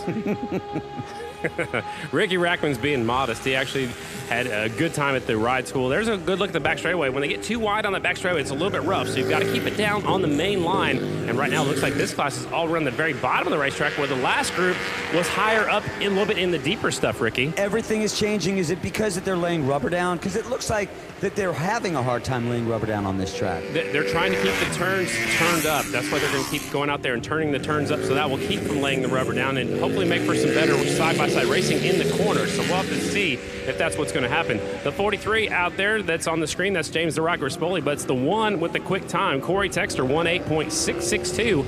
He'll give up that number 1 plate next year. And it's also really cool that James Rispoli, his last year right now, riding with the number 43, the same number that Scotty Dubler made famous. Not me. It was Richard Petty that made that number famous. I'm actually number 43. I was 43 because my grandfather Dan Dubler was 43J. When I started, I was 43G, and then when Joe Kopp won the championship, I got to become number 43 for just a couple of years. Joe Kopp also rode the number 3. Yep. Right? Yep. And I have a 43 and a 3 tattoo, but it's not for Joe. We don't have to tell him that. Okay. Rispoli, as we're talking about the 43, goes to the top spot, 18.618. Just as I say that, Corey Texter goes to the top spot, 18.569 for the number 1 rider. Rispoli may have won the championship, but don't think that Corey Texter is going to give up tonight without a fight. Absolutely. Everybody wants to win at Daytona, the world center of racing, as the checkered flag comes out for the 43. Corey Texter in the top spot, 18.569 here in qualifying round 1, 18.569 for Corey Texter. Rispoli second, 18.618. Third, Ben Lau, 18.714. Danny Eslick fourth, 18.735. And Ryan Barnes third. And Barnes is on Corey Texter's personal motorcycle. How long would it take to sort of get used to it? I mean, because there are differences in the motorcycles, even if it's the same manufacturer. Well, Corey's a lot smaller than Barnes. Barnes probably weighs a little bit more. I'm not saying anybody's bigger. I mean, it takes a little while. You have to dial that motorcycle in, and then this is a really short track, so you don't have a whole lot of time to dial it in. So it might take him a few more sessions out. We have one more qualifying session for him, and then we'll get into our semifinals. So you have to be quick about it. Maybe you can rely on your settings on your motorcycle, but it may be in a completely different frame. So it could be a whole new ball game for Barnes. Now, when you're qualifying, you know the way the track is, and then they bring out the grader and they bring out the water truck. Every time you go on the track, it's kind of a different track, isn't it? Yeah, it is right now, especially Daytona, and that's what they talked about last night. Last night seemed like it was different every time out, and the track goes through changes. And riders have to adapt. That's one of the great things and the skills of these riders is each lap the track is going to be different. You've got to adapt. There you go. There's a look at the pit area right now. This is actually staging for group number 2. 42, Jeremiah Duffy will come out. That's Sammy O right there showing him the times of the last group. That's kind of cool that they're looking at the app. Do you have the app on your phone so you can watch the live timing and scoring like I do? Of course I do. I watch it all the time. Live timing and scoring available on the app. There's Pat Buchanan, the 175. He's got Parkinson Brothers Racing on the chest, but he's out here on his own motorcycle. Buchanan was really fast in practice earlier. Pat Buchanan, 175. He's shaking his head no. He's ready to go. Yeah. He wasn't faster in practice? He was. I thought he was. I thought he was shaking his head no to me. Oh, he's probably shaking his head no to me because his leathers say Parkinson Brothers Racing, but he doesn't ride for those folks any longer. So that's why. But things change. You got to keep up with the changes. Sponsors change, riders change, bikes change. We've seen a lot of it. The bikes are coming to life right now. They're setting them up right now. Here we go. Group number 2, 42, Jeremiah Duffy, 96, Cody Johncox, 175, Pat Buchanan, 50, Jimmy McAllister, 10, Johnny Lewis, 123, Shelby Miller. Those are the bikes rolling onto the racetrack. Again, I've been saying it so many times, but how impressive was it last night to see the number 10 Royal Enfield of Johnny Lewis to get that win? This is an experimental bike. They do hope to go full-blown into American Flat Track next season. But every time he's out on the track, it's experimenting. It's kind of dialing it in. And then he ended up with a win last night. It was very, very cool. Look at him scrub the front wheel right there. He actually turned the handlebars to the left. When you slide into the corner, you turn it to the right. But he's scrubbing the speed, turning the handlebar to the left and pushing that front end a little bit. That's scrubbing some speed. It was very cool to see him win. He's won his first ever national here at this facility. But on a twin, on the Royal Enfield, it was incredible. There are big stories happening at Daytona. Happened last night. And I think tonight is going to be another incredible night. There's a look at the 175, Pat Buchanan chasing down the 50 of Jimmy McAllister. Buchanan was fastest in practice, just like Ricky said. Currently 8th in qualifying, though, so that's, you have to keep up with the changes. Maybe now he just got by the 50 bike of McAllister. That may have been slowing him down a little bit. Look at Johnny Lewis up to 2nd place on the 10 bike. Out in front, the 42, Jeremiah Duffy, currently 4th on the Sammy O Racing Kawasaki. The one thing about flat track, and you know this better than I would, Scotty, it's not as easy for kids to get into flat track as it would be to motocross or supercross, right? It's a little bit harder. You can get a motocross bike anywhere, but on the amateur circuit, the kids do start on motocross style bikes. You have to make some changes. The big key is finding some flat track races in your area. That's the hardest part. It's a little bit harder to find than per se a flat track race. Well, it's really great that all you people that are watching it online and people that are here in the stands supporting Progressive American Flat Track. Corey Texter still at the top spot, 18.528. Johnny Lewis second, 18.530 for the Royal Enfield. Last night's winner is up to 2nd.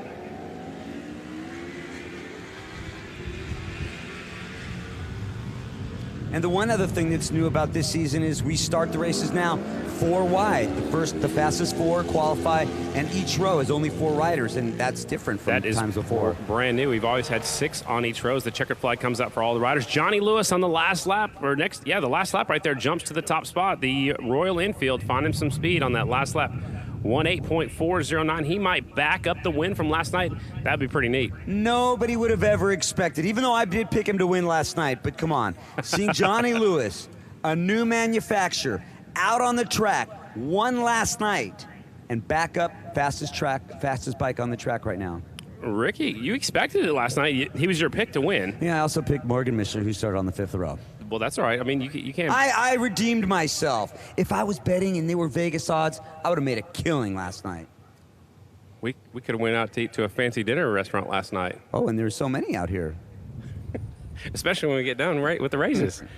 So they're turning up the track once again. Up next will be the AFT singles presented by Russ Brown Motorcycle Attorneys. There are 3 groups of qualifying coming up next for the AFT singles. After that, we'll get straight into the Royal Enfield Build Train Race qualifying. So we'll take another quick break. When we come back, AFT singles qualifying round 1.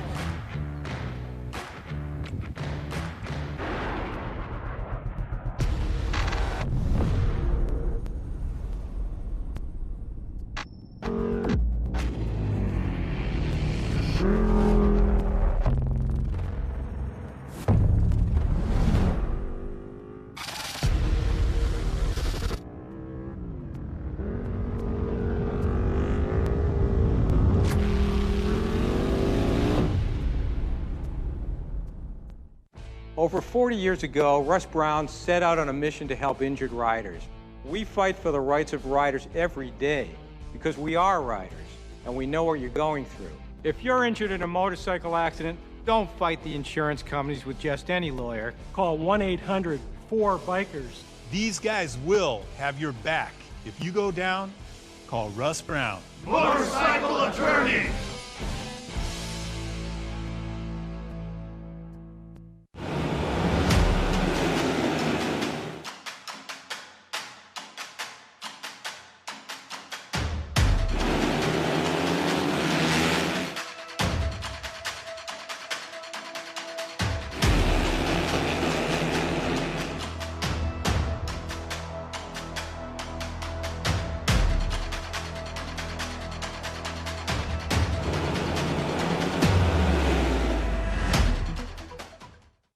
Check out the new VO2 air intakes from Vance & Hines. Billet Venturis help increase the flow of incoming air to boost performance. Industry-leading rechargeable filters help contribute to long-lasting performance. VO2 air intakes install in minutes, making it one of the easiest performance upgrades you can do to your ride. Start your championship season the same way we do at Vance & Hines. Take a deep breath. Check. There we go. The 18 bike out in front. Maxwell, 32 Dallas Daniels, 17 Henry Wiles, 15 Mikey Rush, 48 Trent Lowe, 13 Morgan Mishler, 105 Brandon Kitchen, 38 the Dean Machine, Tanner Dean, 49 last night's winner Chad Coast, and the 54 is Michael Enderbitz, and this is qualifying for the singles. Qualifying, it's even more important, Ricky, in this class because there's so many riders, and only the fastest 16 go to the main. It's pretty incredible that we already crowned our champion in the AFT singles with Dallas Daniels, who's only 17 years old. And to move up a class, you have to be 18, so he's going to be in singles for at least part of the season next year. I'm thinking he's going to run the entire season next year to try to back up the championship, but about halfway through, he'll start riding the twin in the production twins, maybe in that super twins class. We'll have to wait and see.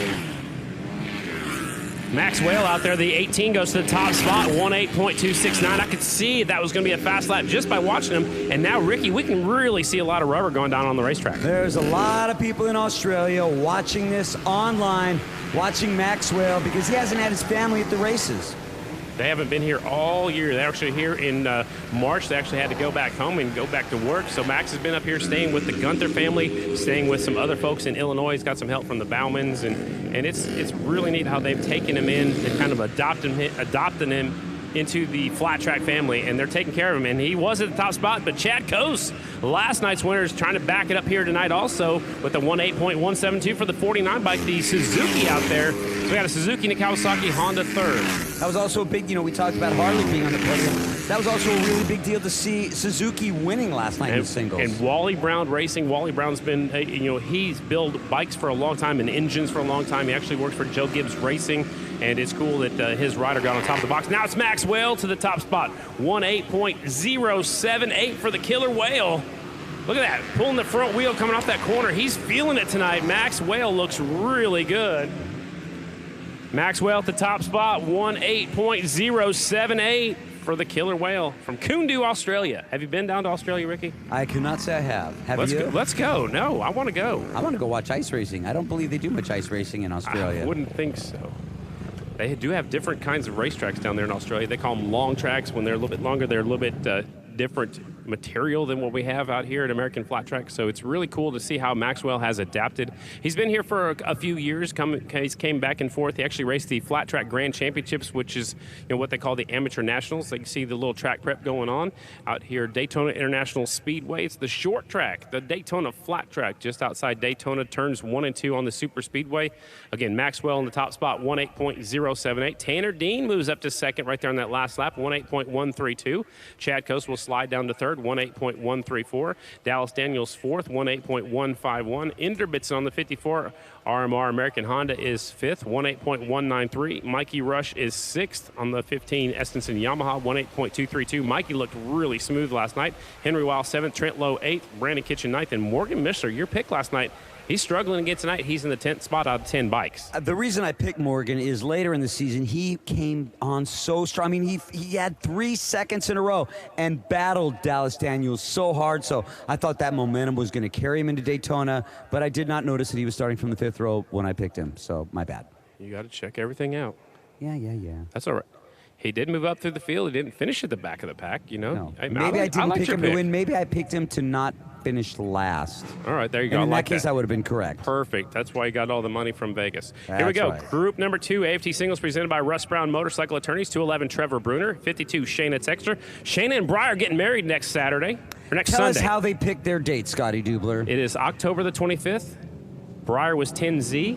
And Shayna used to be number 25A. So 10-25 is their wedding date. That's next Sunday. Very awesome. 51 Cole Zabala, 19 James Ott, 99 Kevin Stallings, 44 Cameron Smith, the 11 Andrew Luker, 96 Jesse Janish, 169 Aiden Roos-Evans. Those are the bikes on the racetrack right now. Roos-Evans, it's his first full-time season with American Flat Track. He charged through the field a couple different times, was struggling a little bit last night. We'll see what he can do here tonight. The track, I can't point out how much rubber's on that track early on. You can obviously see it too. Even with your sunglasses on. Yes, I do wear my sunglasses right now. Because you're cool. And prescription. And it covers wrinkles. I did not know that. Noted. 52 bike, Shayna Texter. Shayna Texter trying to move up to the leaderboard here. This is qualifying again. How you finish in qualifying gets you into your semifinals. There's Shayna, the factory Red Bull KTM rider. Chris Fillmore is the rider coach and team manager. Fillmore came over from motocross and supercross. See who's fast out here in this group. It's group number 2. I haven't seen anybody move up the leaderboard. Now the 19, James Ott moves up to the 9th position. James Ott now up to 9th. Tanner Dean's still out there. He's also had a kind of up and down season. Hasn't been very consistent, but once in a while you'll find him on the podium. And he could very well do that. He had to get a haircut a few rounds ago. That was not. I know he made that bet with Baker. I think he got a trim. I think he should keep it long. Okay, what do I know? Okay, you long-haired guy. Look at the 11 bike to the top spot. 17.998 for the 11. Andrew Luker's found himself as the quick time out here in the singles class. Again, we're seeing a lot of names on top of the speed charts and in qualifying that we're not used to seeing up front. Andrew Luker should go good here. He won a few years ago at this racetrack on a single. He's on a single here tonight. He's also riding in the Super Twins class, so he's getting a little extra seat time out there, which I think that's paying off for him as the checkered flag is out. He already knew what the track was going to be like. He was just out there a few sessions ago. That's a big advantage, I think. Do you think some of the guys sometimes run both classes just so they can get more track time?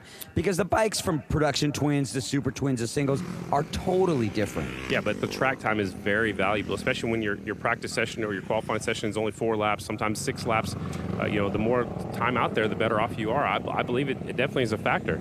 This is the first time that we've had the AFT Super Twins race the short track at Daytona, and I think there were a lot of questions of how it was going to be. Would they be tearing up the track?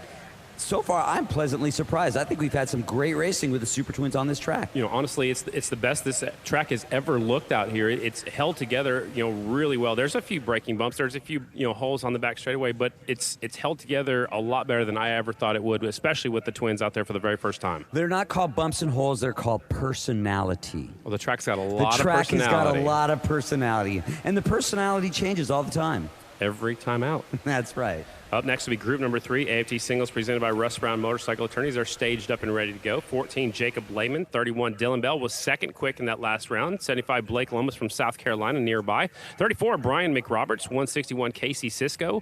133, David Wiggin from Oklahoma. 153, Aaron Kennedy all the way from Colorado. 46, Shane Narbone. He's a supermoto rider. He also does some road racing, and he's back with us at American Flat Truck. The 46, Shane Narbone. And the 123, Shelby Miller, another rider that's doing double duty. He'll be also in the production twins class. So they're turning up the corners in each end of the racetrack, turning those corners up and trying to create a different line on the outside. So maybe some of these guys will get off that bottom groove and go up there and find the loose stuff and let it all hang out. And if you're out there in that deep stuff, Ricky, you have to use that throttle and keep it wide open. Yeah, that's why when you see guys going wide, the one thing, we've also got a lot of cloud cover right now, and it's got to be like 20 degrees cooler than it was yesterday. I thought it was because I was sitting with you. That might be it. Because when we get, we have to get our temperature checked every time we come into the AFT races. Don't tell people I've that. always been cooler than you. Don't tell people that story, Scotty. I was cooler than you again yesterday. Yeah, he gets really excited when we do those temperature checks because we all get our temperature check, to strictly within those guidelines. Here they come. Last group, AFT Singles, presented by Russ Brown Motorcycle Attorneys. After this, we'll get into, look at Brad Baker. He's up there on his scooter. Baker's ready to go out there on his wheelchair. He's going to lead him out. Brad Baker's been doing a little sprint car racing, which I can't wait to see him on the track for that. Absolutely. He's raced one time. He's done some practice. So, we'll talk to Brad a little bit later on. But it's cool that he's out there racing some four-wheel action with some hand controls. Here we go. Last group. Group number 3, AFT Singles, presented by Russ Brown Motorcycle Attorneys. This is qualifying for those folks.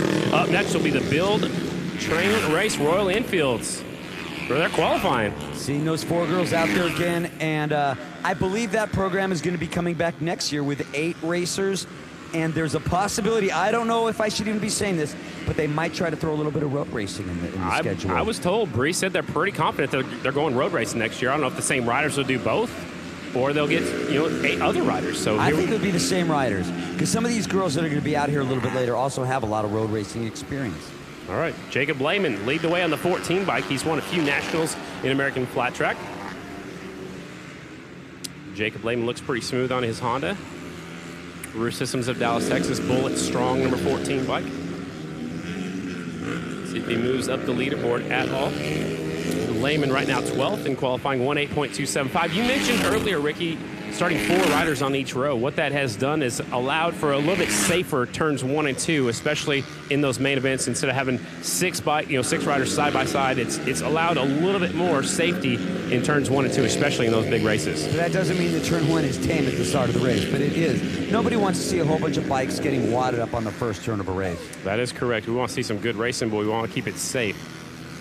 Taking a look out there, that's the 31, Dylan Bell. He was really quick earlier. Now he's up to 3rd. The 31 from Hoisington, Kansas, jumps to 3rd, 1:8.082. Bell all the way up to the 3rd spot. There's the 31 on the front straightaway in front of the fans, throwing it sideways, keeping it on that blue groove on the bottom of the racetrack.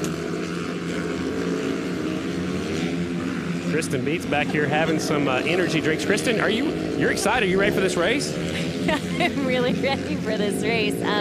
We are just back here kind of hanging out, getting things rolling, but I don't want to say the R word. Oh. I don't want to say the R word, but I think there might be some R in the air. Okay, that's enough of that stuff. We'll take the microphone away from her. Earlier she said, we don't want that 4-letter R word anywhere in the track, and I thought it was R-I-K-I, Ricky. I thought they don't want Ricky anywhere near here, but yes. You're not talking about Ricky, are you? I'm the R word, Kristen Beat.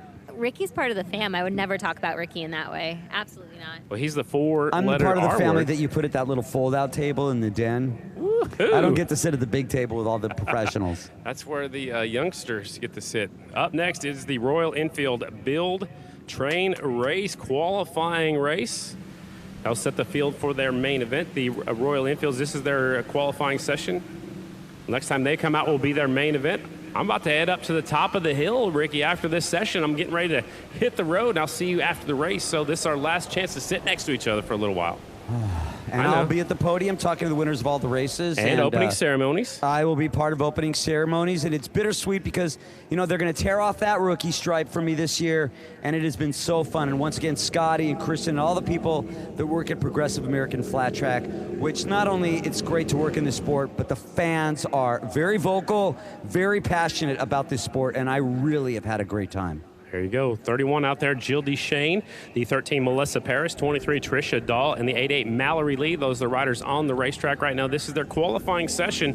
One qualifying session, one main event for the Royal Enfield Build, Train, Race program. Again, next year they're taking this up to 8 riders next year. And they're going to dabble in some road racing next year. It'll be incredible. And remember, these started with the INT 650s, and these girls made the modifications, but they had to keep the motor the same, but they got to pick the paint, they got to pick the sprockets. They did a lot of changes to these bikes, and I think the bikes just look so cool. That's another thing about flat track. I watched some of the races that happened in the 70s, and of course, technology has changed so much, but the bikes are very similar. It's that old school, like they say, Progressive American Flat Track is the first extreme sport. Absolutely. Look at this. The 13 has the quick time. She's last night's winner. Melissa Paris has the quick time. She's tracking down the 31, Jill DeShane. DeShane from Minnesota, the 13, and Melissa Paris all the way from Oceanside, California. Mallory Lee out there, Tricia Dahl on the 23 bike. These ladies, you know, my hat's off to them. Their hands are dirty. They've been out there working on their bikes. Now they got to come out here and ride this demanding Daytona flat track. And you can tell every lap they're gaining a lot of confidence because some of them don't have any experience at flat track. So to be on a track like this, which is tricky, is very impressive. All right, they're dialing it in. 20.414 from Melissa Paris. Look who's really close. DeShane 20.446. So the top two separated, you know, by 0.3 of a second. Here they come off of turn number 4. White flag is out for the leader. They've actually caught to the back marker, the 23 bike. She's having trouble getting up to speed. She races up in Minnesota as well. After this one, I'm headed upstairs, Ricky. Look at how close the speeds are between Melissa and Jillian. Yeah, 20.414 and a 20.446. The winds are picking up. Ricky Rackman, thanks for coming out here and joining us in the booth, and have fun during opening ceremonies. Have fun with those victory podiums here tonight, the season finale at Daytona. Always a pleasure, Scotty, and we're going to have some fun tonight at the Daytona Flat Track. We'll be back shortly with the second round of qualifying for the AFT classes. Let's get ready for our main event in American Flat Track.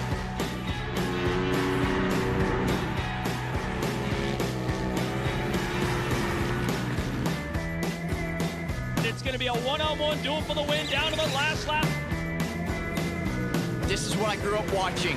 Riders talk, over 130 miles per hour, mile racetrack, hands off the handlebars. I love it.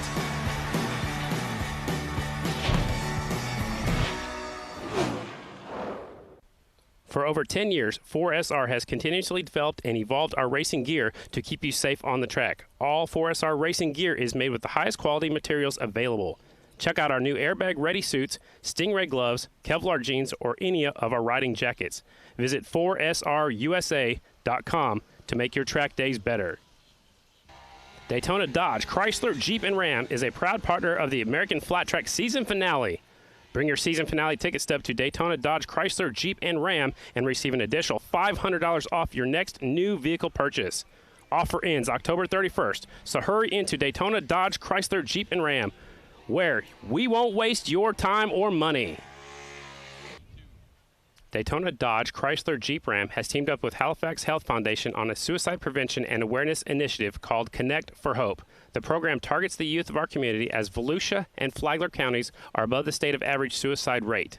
Last year, owner Randy Dye and his son Daniel presented Halifax Health with a check for $15,000 toward the effort from the proceeds of the Golf for Kids' Sake golf tournament. Additionally, Daniel has adopted the Race to Stop Suicide theme on his NASCAR Pro late model. A team effort in every way. It is everyone's hope, assisted with the campaign to bring the stigma of mental health out to the shadows, protect the future of our youth in the process. From the maker of your favorite IPAs comes a Voodoo Ranger unlike any you've seen before. And it tastes like freedom. ODI, the world leader in grip technology. Dedicated to providing the best grip for your type of racing, including flat track and V-twin. ODI developed a patented lock-on grip system, delivering easy installation and 100% slip-free performance guaranteed. ODI. Visit us at odigrips.com.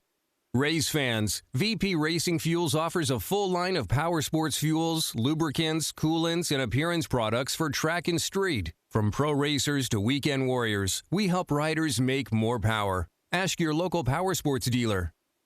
Dunlop is proud to be the official tire of American Flat Track. No other tire company has won more championships than Dunlop. And what we learned from our investment in racing is rolled into our street tires, such as the Dunlop K180, a street-legal version of the aggressive DT3 Flat Track tire. Dunlop, the official tire of American Flat Track.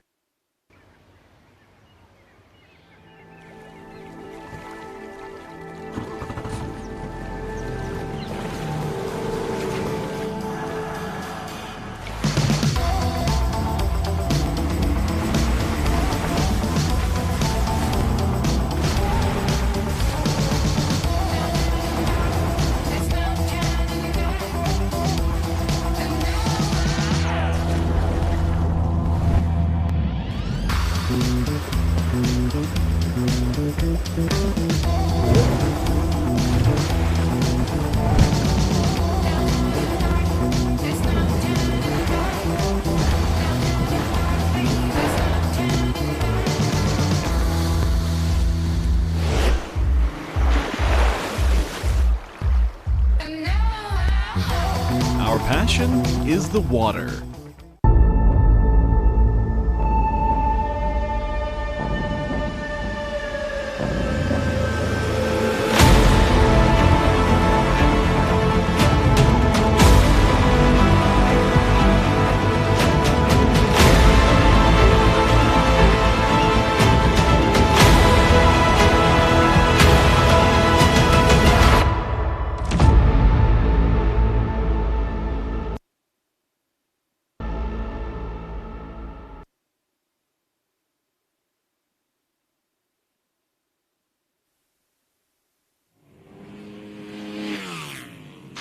All right, here we go. Second round of qualifying. It is these Super Twins on the racetrack.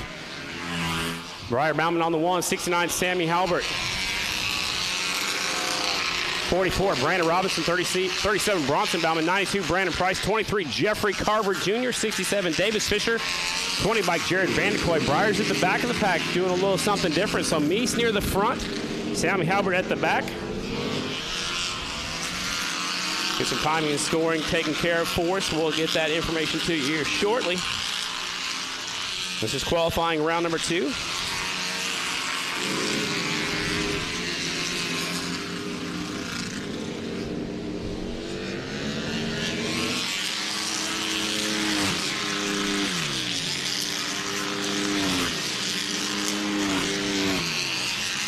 Bike Jared Vandekoy out there on the racetrack. The 1 is Briar near the back. 69 Sammy Halbert bringing him off at turn number 4. This is qualifying round number 2. Briar Bauman has the quickest lap, 17.895 for the 1 bike. Briar Bauman. Davis Fisher is second here in this second round. 17.935 for Dashin Davis Fisher. Sammy Halbert is in third to 69, 17.981. He drives on the 44. Brandon Robinson, last night's winner, 17.995, currently in the 4th position. Qualifying round 2. Super Twins, brand new class here in 2020. Vandekoy, 9th quick right now. He was faster, much faster last night on that 20 Factory Harley. Ended up on the podium. Gets a little bit sideways over there in turns number 2. There's a look at Vandekoy going into turn number 3. Captain Chaos. Checkered flag is out. Quick time right now on the last lap. The 44, last night's winner, goes to the top spot. 17.841 for the 44, Brandon Robinson. Briar Bauman second quick on the one bike, 17.877. Third is the 23, Jeffrey Carver Jr. Got it dialed in out there in that session, 17.927 for the 23, Jeffrey Carver. Jared Meese, second in the point standings, is fourth, 17.930. Davis Fisher is fifth. Sammy Halbert is sixth. Jared Vandekoy is seventh. Brandon Price is eighth. Bronson Bauman is ninth. Now that was group number 1. 17 competitors here in the Super Twins class. Trying to get qualified into their semifinals. 2 rounds of qualifying for all 3 AFT classes. The Royal Enfield Build Train race only had 1 round of qualifying. The next time they will come out will be their main event out here at Daytona Flat Track. Beautiful night. The sun is hiding behind the cloud coverage, so they're dragging the racetrack just above the blue groove down here in turns number 3 and 4, just in front of me. I'm up on top of the high banks now. The road racing practice has finished up for the day. There's a good look at the cloud coverage here above us at Daytona International Speedway, the world center of racing. Track drag just pulled off down here in 3 and 4. As soon as they pull off in turns 1 and 2, we'll bring out group number 2 of the AFT Super Twins presented by Vance and Hines class. The quick time right now is a 17.841. That is definitely faster than the first round. I think that's because there's more rubber down on the ground. So a little bit more rubber down, they can get the traction to the rear wheel, get the traction onto the ground a little bit faster. Engine starts come to life over there in the pit area. Group number 2, Super Twins qualifying, 27, Bugs Pearson, 62, Dan Bromley, 79, Dalton Gauthier, 4, Brian Smith, 95, J.D. Beach, 5, Jake Johnson, the 12, Jay Maloney, and the 11, Andrew Luker. Those are the bikes on the racetrack. Qualifying round 2, AFT Super Twins presented by Vance and Hines class. Keep your eyes on the 11. He was quick in the singles class. See what he can do on his twin. It's the Kieran Racing, Rackley Racing 11 of Andrew Luker. Second and final round of qualifying for the Super Twins. There's a good look at Pearson. There's Dan the Man, Dan Bromley. Again, he's had bad luck the last few Friday nights, the first night of the program, so if it wasn't for these double headers, he wouldn't be having such a good season. Bromley always backs things up on the second night, goes a little bit stronger, finishes a little bit better. Bromley moving up the leaderboard up to 8th on the 62 bike, 18.189. J.D. Beach moves up a few spots. Jake Johnson on the 5 moves into the 12th position. Bugs Pearson leads the way off of turn number 4. Robbie Pearson currently in the 10th spot, 18.257. Just as I say that, those things change as Bromley goes up the leaderboard a few spots to 7th. Dan Bromley, the fastest rider on the track, the 62 bike, 18.095. Quick time was in that last group. Brandon Robinson still in the top spot. Briar Bauman currently second. Jeffrey Carver third. Meese is fourth. Fisher is fifth. Halbert is sixth. Bromley is the quickest bike on the racetrack, the 62. Robbie Pearson goes ahead of Bromley now up to 7th. The last time by, 18.074 on that lap before the white flag lap. Bugs Pearson, the fastest bike on the track, the 27. Look at that back tire squatting. Really low air pressure on that 27 Indian. Rackley Racing Indian Country Saloon bike takes him to that checkered flag off of turn number 4 for Bugs Pearson. Still 7th quick, 18.074 for Robbie Pearson. So unofficially, the 44, Brandon Robinson, is your quick time. Fast qualifier is the 44, Brandon Robinson, 17.841. That's your fast time. Looks like the bikes are already fired up and ready to go. This next group getting ready to come out is Production Twins for their second and final round of qualifying. Sounds like they're fired up. The 43 is James Rispoli, the 1, Corey Texter, 25, Ben Lau, 68, Ryan Varnes, the 64, Danny Eslick. Those are the 5 bikes set to come out. We did have a scratch. Chad Coase is a scratch in this class. Probably going to concentrate his efforts on that single. We're going to roll them. Here comes the 43, leading them out. Your 2020 AFT Production Twins champ, James the Rocket Rispoli, will lead them out. Corey Texter at the very back of the pack is going to give these other riders a few bike links to get away from them. Rispoli goes way up in the deep stuff in turns 1 and 2. Rispoli out front, Ben Lau in second. On the racetrack, Danny Eslick third on the track, 68 of Varnes. Again, riding Corey Texter's personal motorcycle back there on that 68 bike. And here, Though one bike, since he's back there by himself, he's hard on that rev limiter right here coming by us here on the front straightaway. Corey Texter, look how deep the 68 dives into turn number 3, closes up on the back wheel of Danny Eslick. Definitely hear that G&G Yamaha hard on the rev limiter right past the start-finish line. 43 out front. Corey Texter has the quick time. The last time by was even faster for the one bike. Corey Texter, 18.134. 18.134 is definitely faster than the first round. Johnny Lewis had the quick time in round 1. He'll be in the second group. Rispoli, currently third, 18.342.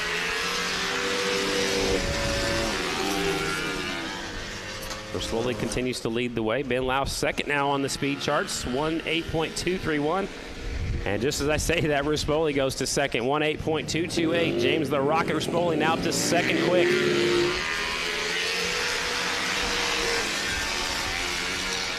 White flag is out. Last lap, AFT Production Twins final round of qualifying. Corey Texter's last lap was even faster, 18.015 for C-Tex. Your 2019 Production Twins champion, back to back of the pack, has the quickest lap last time by. He went out there at the back of the pack on purpose. That's what Brian Smith always does. Corey Texter now even faster, 17.976. James Rispoli's last lap was even faster for him as well. 18.198 moves him into second. Ben Lau is third. His last lap was fastest, and Danny Eslick's last lap was fastest. So the track is getting faster as they put more rubber down on that racetrack. It seems like it picks up speed every time out. Corey Texter has the quick time here in the AFT Production Twins, 17.976. Rispoli second, Ben Lau third, Eslick fourth. Johnny Lewis, his time from the first round puts him in the fifth spot. Second group's already rolling out. 42, Jeremiah Duffy. 96, Cody John Cox. 175, Pat Buchanan. 50, Jimmy McAllister. 10, Johnny Lewis is last night's winner. And then 123, Shelby Miller. On the track, it's Production Twins. Second round of qualifying. Pat Buchanan out front, the 175.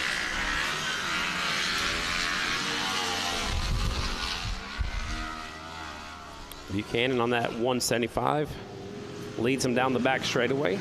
Johnny Lewis at the very back of the pack on the 10 Royal Enfield. Pat Buchanan this time by is currently 7th, 18.448. That's his fastest lap the last time by.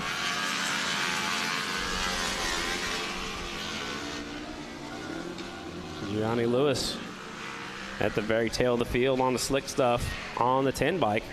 Oh, Pat Buchanan up to the air fence down here in turns number 3 and 4. Grabs a handful, still out in front though. That'll be a slow lap for him. Johnny Lewis up to second. 18.108 for the Royal Enfield, now up to second quick. Pat Buchanan, the 175, now is in fifth. 42, Jeremiah Duffy closes up on the leader. He's currently 8th quick.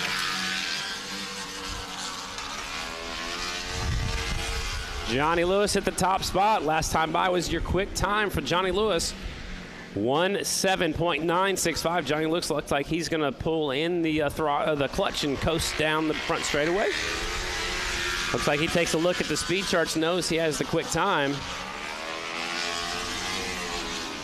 Johnny Lewis on the 10, Royal Enfield, the bike made in India.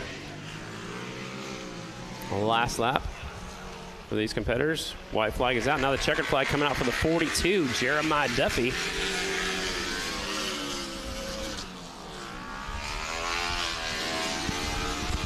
Couple more bikes to take that checkered flag. That'll wrap up qualifying in the AFT Production Twins. There's the 10 bike. Johnny Lewis has the top spot. Your fast time goes to Johnny Lewis, 17.965 for the Royal Enfield. That is last night's winner, has the quick time out here tonight.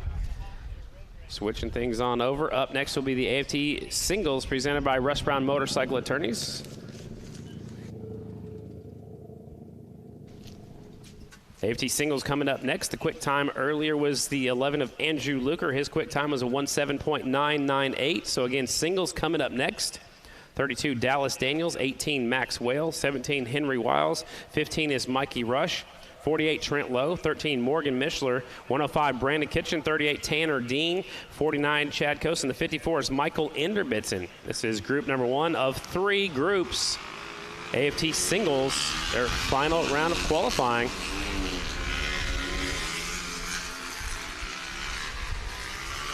Fast time is Andrew Luker, the last session, 17.998, the only single in the 17-second range.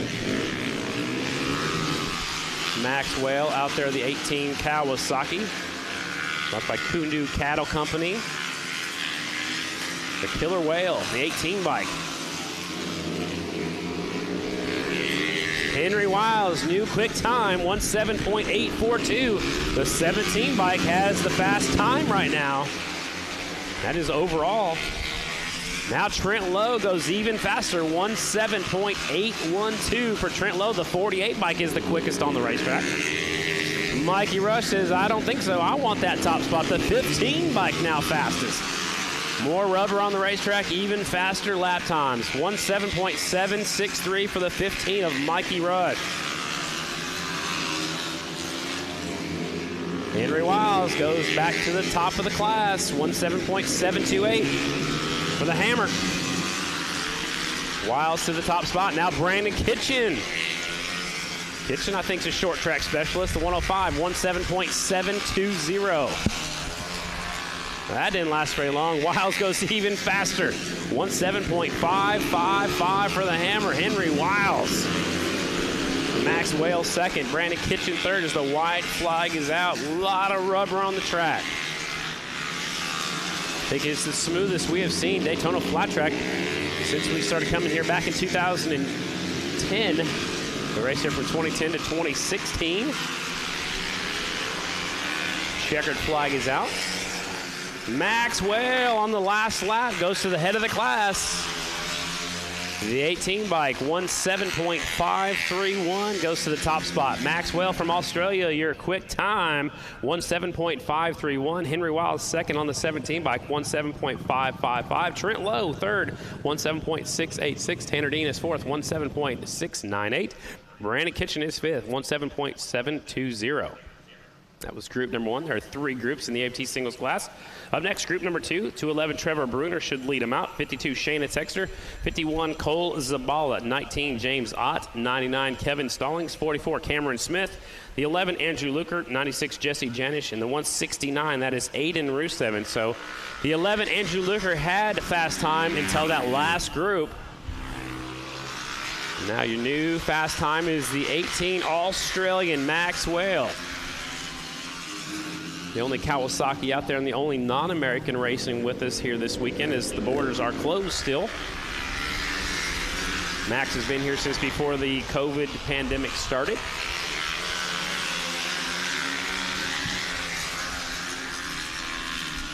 Takes a lap to get the riders up to speed. There's the 211 Trevor Bruner and the 52 Shayna Texter. Again, Shayna and Breyer getting married next Sunday up in Pennsylvania. So they'll have 3 Bowmans out here on the track possibly next year.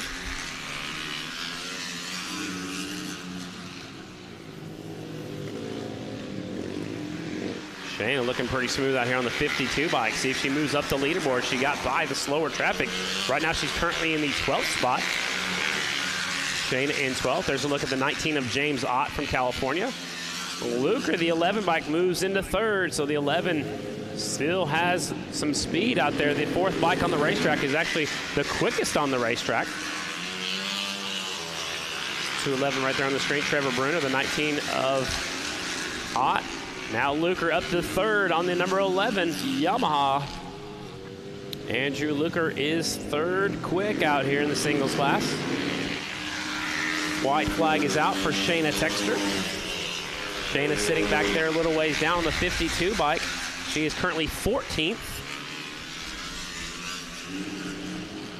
Last lap into turn number 3. Shayna out in front, the 52. The only female racing with us in the AFT division.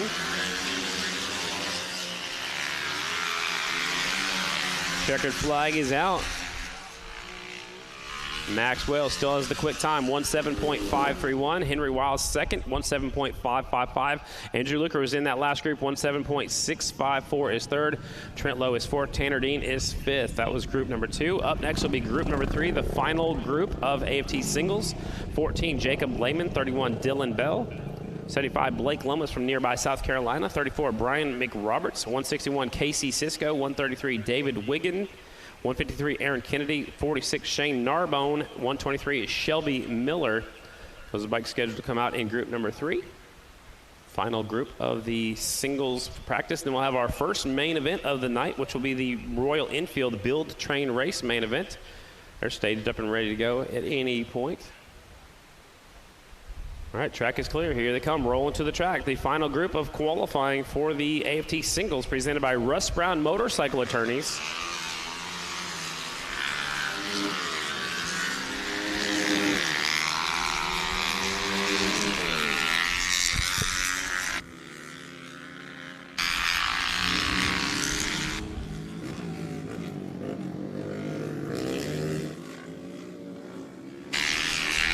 Green flag is out. Last group is on the track. Oh, we got a rider down in turn number 3. As Shane Narbone goes down, picking up the motorcycle. It's still green right now. He's trying to get himself out of the way. We keep on going until we see a red or checker here at American Flat Track. Narbone picks himself up, shifts the motorcycle down a couple times, trying to stay out of the way. He'll get back in line behind the 133 of David Wiggin. Bike sounds a little bit different. Possibly the exhaust might have got pulled.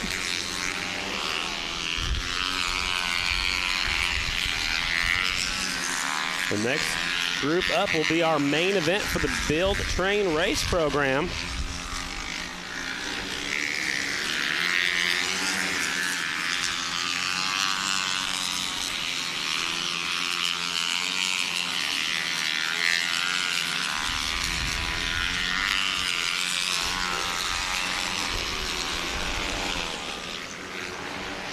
Here's your leader. Coming up to get the white flag this time by. Here he comes. The 14, Jacob Lehman from Snohomish, Washington. White flag is out.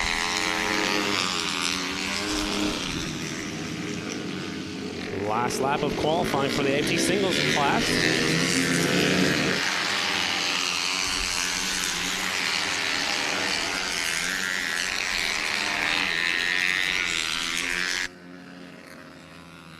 Checkered flag is out. That is it for the AFT singles presented by Russ Brown Motorcycle Attorneys qualifying.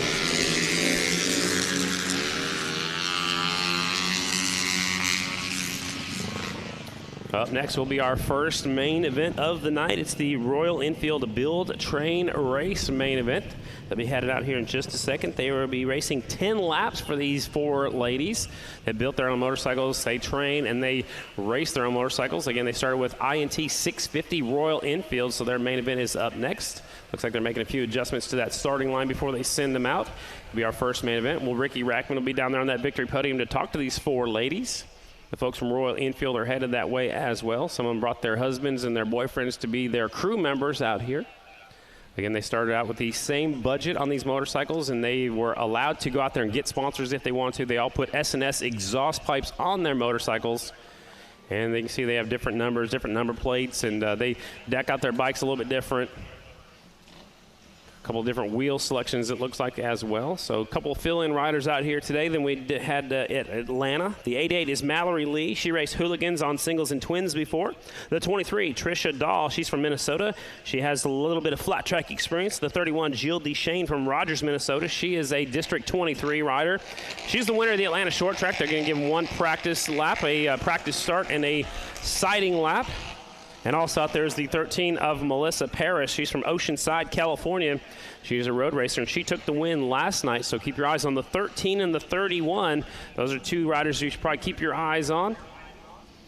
Melissa Parrish had the quick time, so she will be the pole setter. It looks like she has picked the inside. Big PR flagman will stage them up. Here they come, the 4 ladies making their way back around. This is main event number 1. We have 4 main events actually tonight. This is our first one. We still have a bunch of qualifying to go through in semifinal style for the all three of the AFT classes. So we'll get to those semifinals here in just a moment. This is the first actual race of the night. Watch the lights. The first red light is on. There are 2 yellow lights, and then there's a green at the top. Here we go. The first yellow is on. Second yellow, and we're green. Clutches are coming out. One lady has troubles at the line. That's the 88. They'll try to get her out of the way.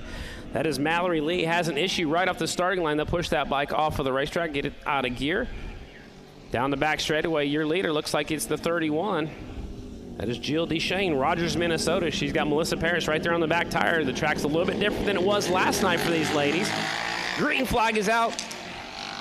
31 and the 13. It's the 31 in the lead. Jill DeShane on this Royal Enfield class. Takes a little while to get them up to speed. Down the back straightaway, can Melissa Parrish catch up and pass the leader? Melissa gets a little bit sideways going into the corner. She's used to these blue groove racetracks. She feels a little bit more at home than she did last night. So the 13 in hot pursuit of the leader, Melissa Parrish, all the way from Oceanside, California. She's a road racer, so she likes the blue groove down here at the bottom of the racetrack. Jill DeShane, she was flying at Atlanta a few weeks ago. Oh, Melissa Parrish slips off the groove a little bit, gets on the brake early. All 4 of these motorcycles, 3 left on the racetrack, are Royal Enfield INT 650s. Set them up how they want to. They got to work on them, maintain them, and race them. Next year we will have 8 of them at a few of our events at American Flat Track. It sounds like we'll have 8 riders instead of the 4 we have tonight. And they're also going to do some road racing next year. They will have a flat track and lady ambassador as part of the crew next year. Bree Poland's been pretty much the team manager. You can see the 88 riders cheering them on. That is Mallory Lee down there inside the starting line. She's still cheering on these riders. Good battle for the top spot, the 31 and the 13. 5 laps down. Main event number 1, Royal Enfield Build, Train, Race Program. These bikes made in India.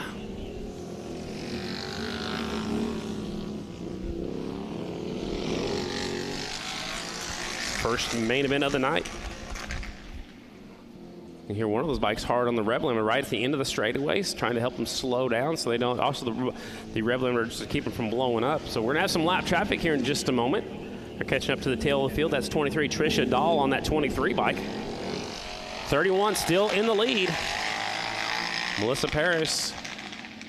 She's the one that's on the rev limiter, so they are gearing their own motorcycles and making that selection. Of course, Johnny Lewis has helped these ladies get better at the short track racing. All right, they've caught up to the back markers. Here comes Melissa Parrish diving in deep. The 31 and the 13 are your leaders. They're trying to get by the slower rider.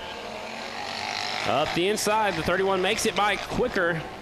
It is still the 31. Jill DeShane, Melissa Parrish back there still in second. Last night's winner is in second. Jill DeShane won the Atlanta short track. So these 2 riders showing you what they got. Look at Melissa sliding it into the corner there on that Royal Enfield. Really diving in deep. The white flag is out.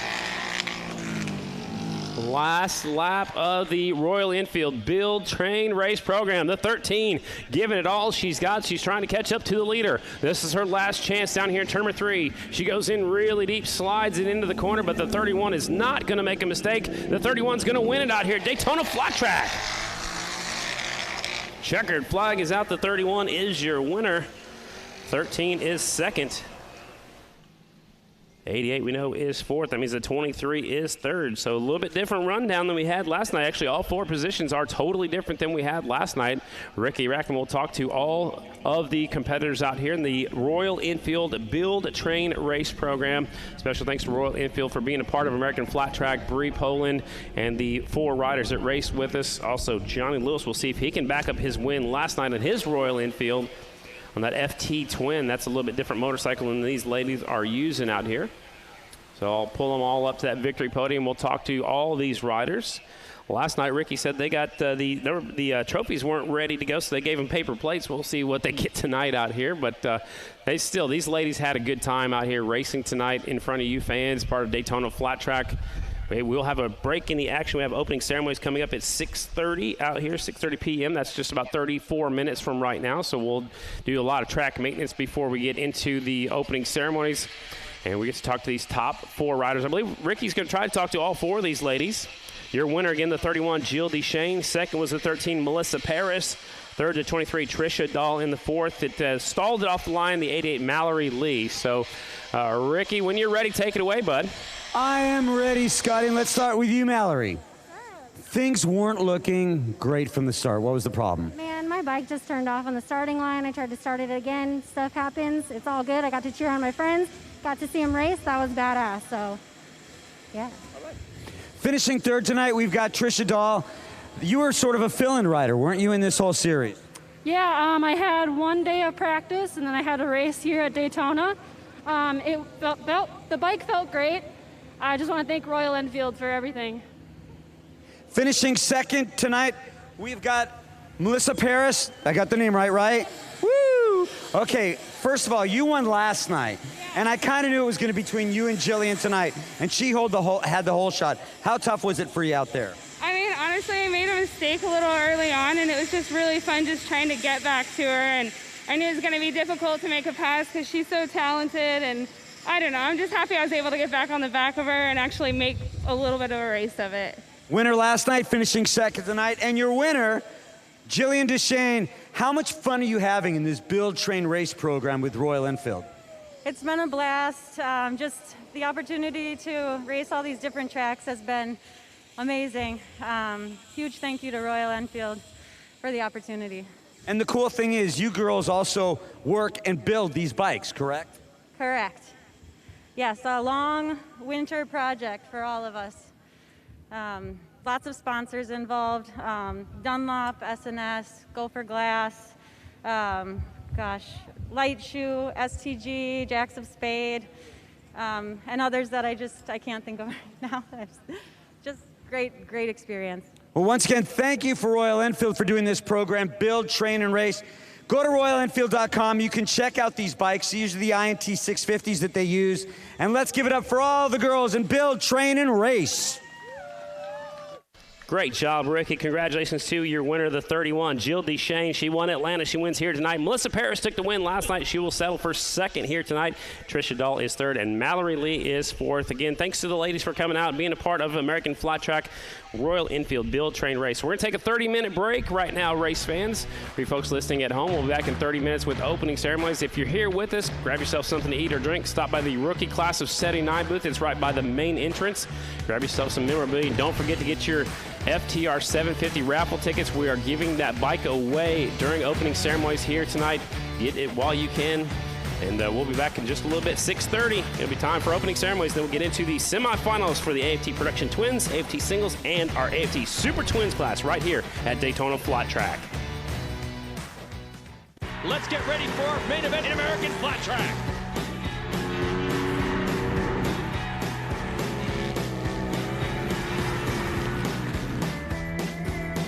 It's going to be a one-on-one duel for the win down to the last lap.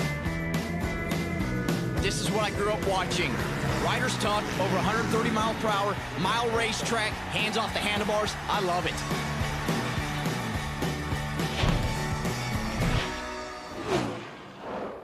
Welcome and thank you for joining us today. In accordance with CDC guidelines, we have enhanced sanitation procedures and implemented additional measures for social distance spacing and screening. Therefore, we strongly suggest that all guests wear a face mask, clean your hands often with soap and water or with alcohol-based sanitizer, and maintain social distancing of 6 feet between you and other parties. We appreciate your cooperation during this unprecedented time. Help keep each other healthy and safe. We're glad you're here with us for another great evening of American Flat Track Racing.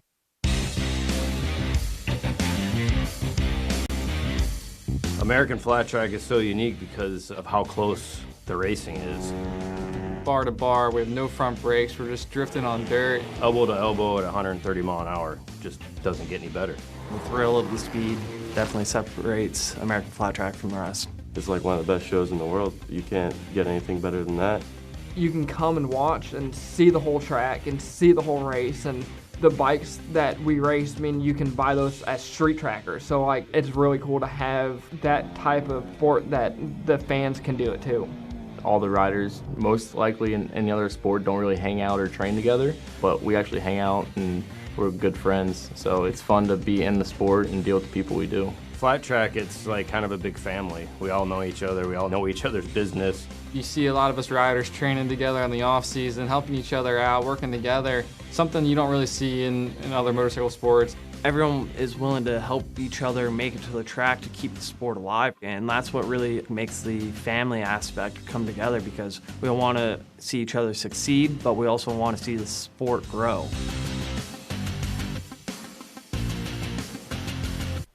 For over 10 years, 4SR has continuously developed and evolved our racing gear to keep you safe on the track. All 4SR racing gear is made with the highest quality materials available.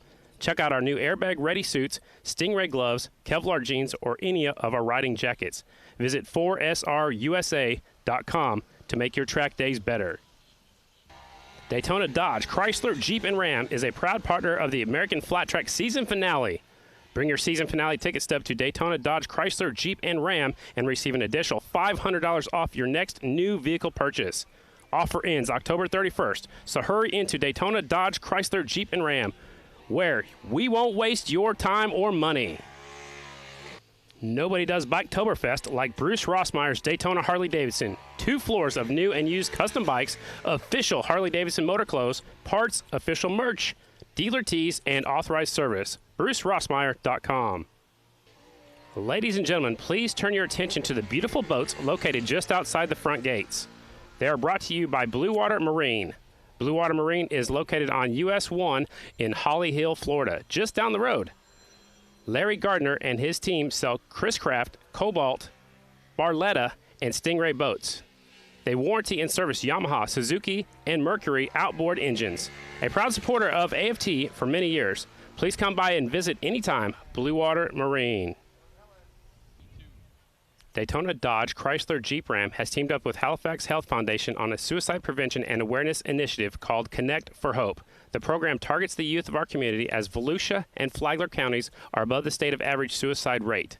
Last year, owner Randy Dye and his son Daniel presented Halifax Health with a check for $15,000 toward the effort from the proceeds of the Golf for Kids' Sake golf tournament. Additionally, Daniel has adopted the Race to Stop Suicide theme on his NASCAR Pro late model. A team effort in every way. It is everyone's hope, assisted with the campaign to bring the stigma of mental health out to the shadows, protect the future of our youth in the process.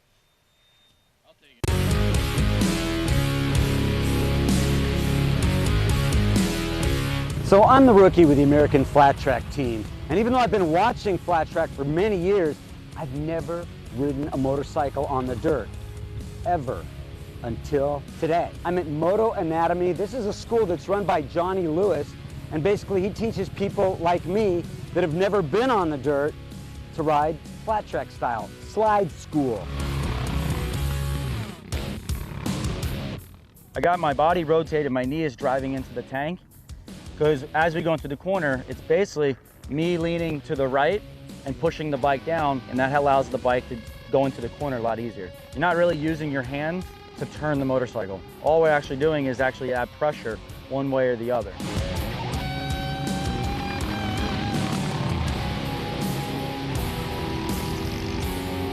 So one of the things that's the biggest mistake that I'm making is how to put the leg out. If you've ridden motocross, you know, put it out in front. But I'm watching Johnny Lewis right there, and what you do is you have to take your leg out and really like adjust it like that, arm straight. I'm really good at doing it off the motorcycle. Getting it on the motorcycle is a different story. But watching Johnny Lewis do it is pretty amazing. It gives you such an appreciation for the guys and girls that you see out doing it on the track. We don't go into the corner and then go, oh, I got to get this leg out even more. We have to get the stretch out first to then allow the bike to come through.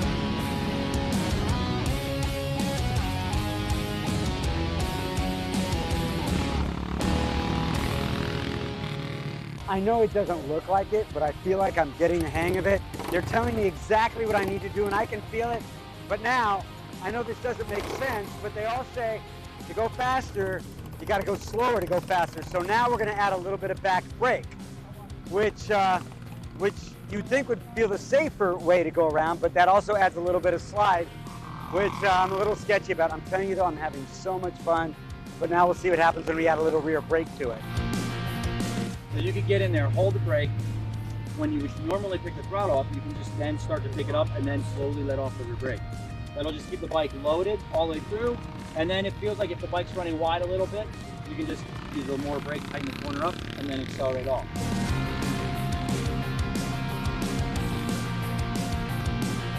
I'm using muscles that I've never used before, which would be every muscle, but you're really supposed to put the leg out like that, and I'm starting to feel it in the hip muscles a little bit, and it gives you so much more appreciation for what these guys and girls are doing out on the track, but of course they're doing it at about 130 and I'm doing it at about 10.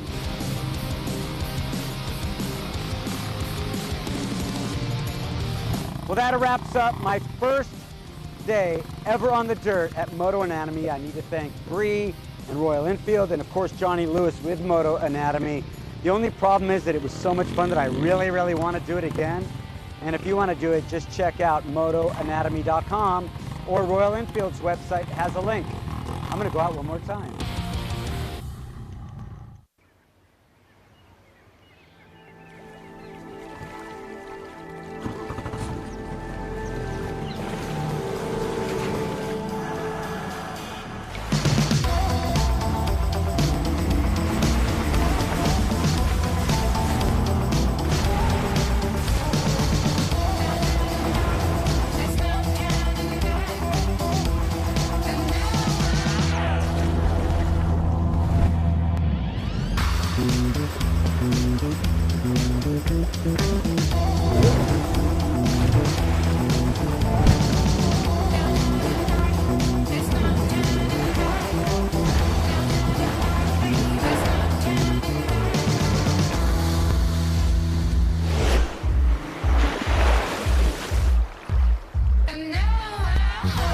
Our passion is the water.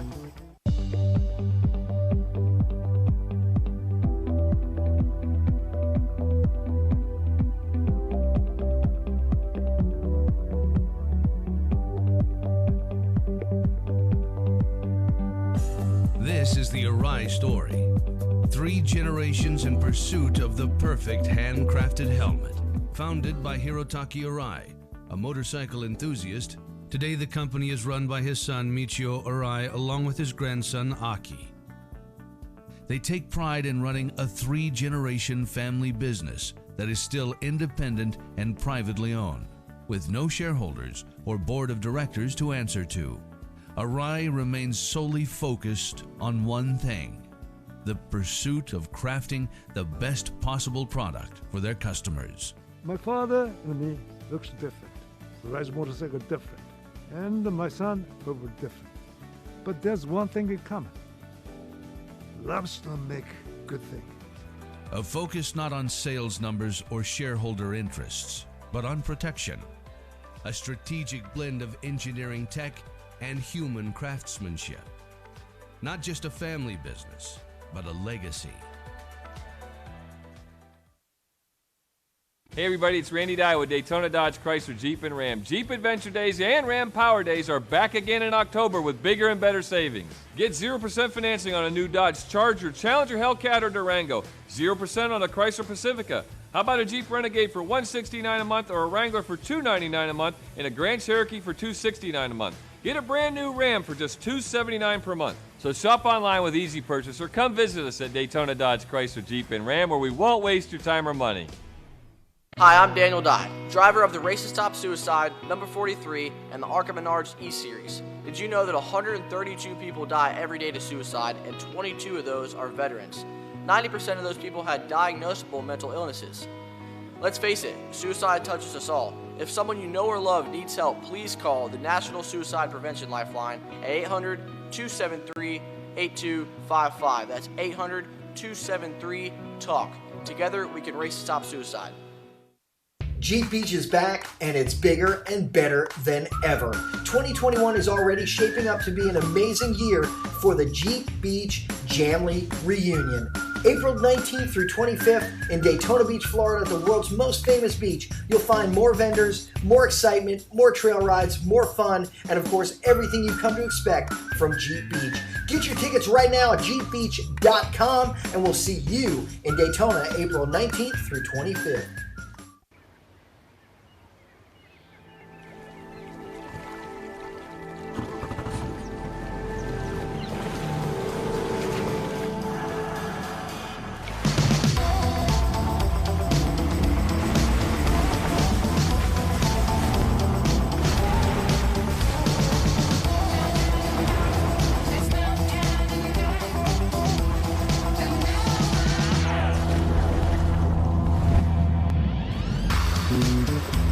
Our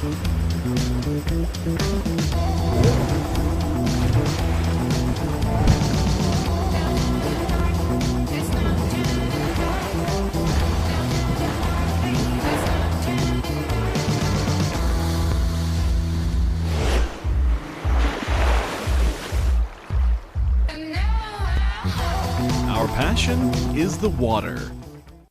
From the maker of your favorite IPAs comes a Voodoo Ranger unlike any you've seen before. And it tastes like freedom.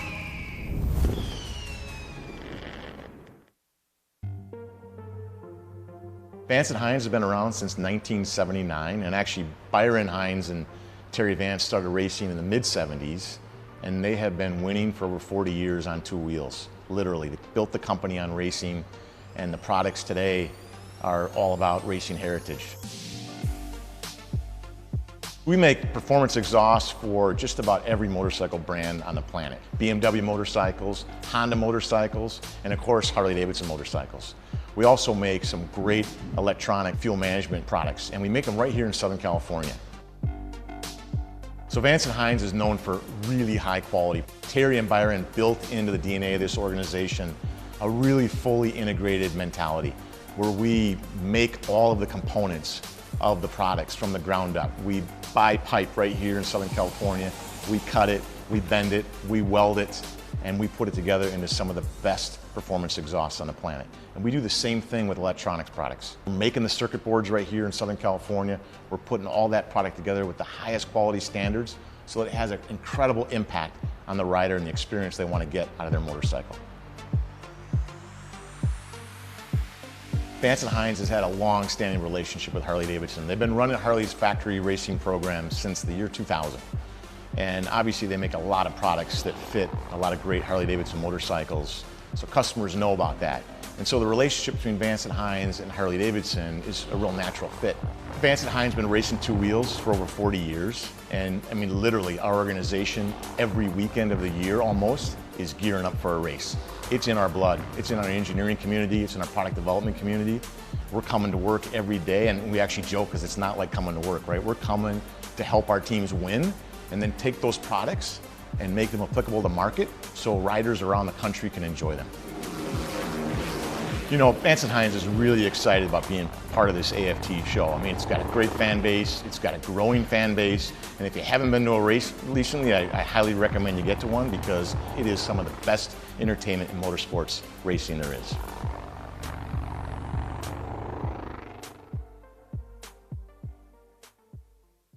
Kicker Performance Audio is the official sound system of American Flat Track. Kicker's fully stocked line of products includes speakers, amplifiers, and subwoofers for your car and truck stereo systems, as well as those for your boat, side-by-side, and touring motorcycle. Kicker also makes Bluetooth outdoor speakers, over-ear headphones, and earbuds to pair with your favorite mobile device. To learn more or find a dealer, visit kicker.com. KTM, ready to race.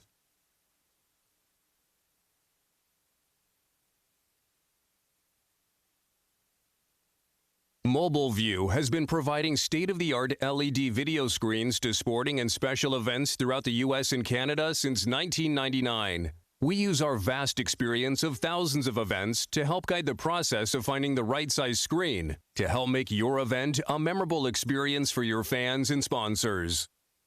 Have you checked your tire pressure recently? Setting tire pressure is easy with a Pro-Fill Air Chuck by Motion Pro. This unique tool allows you to reach even the most difficult to access valve stems. Great for all motorcycles, ATVs, and UTVs, and works great on your car, truck, and RV too. Find the Pro-Fill Air Chuck and more at motionpro.com.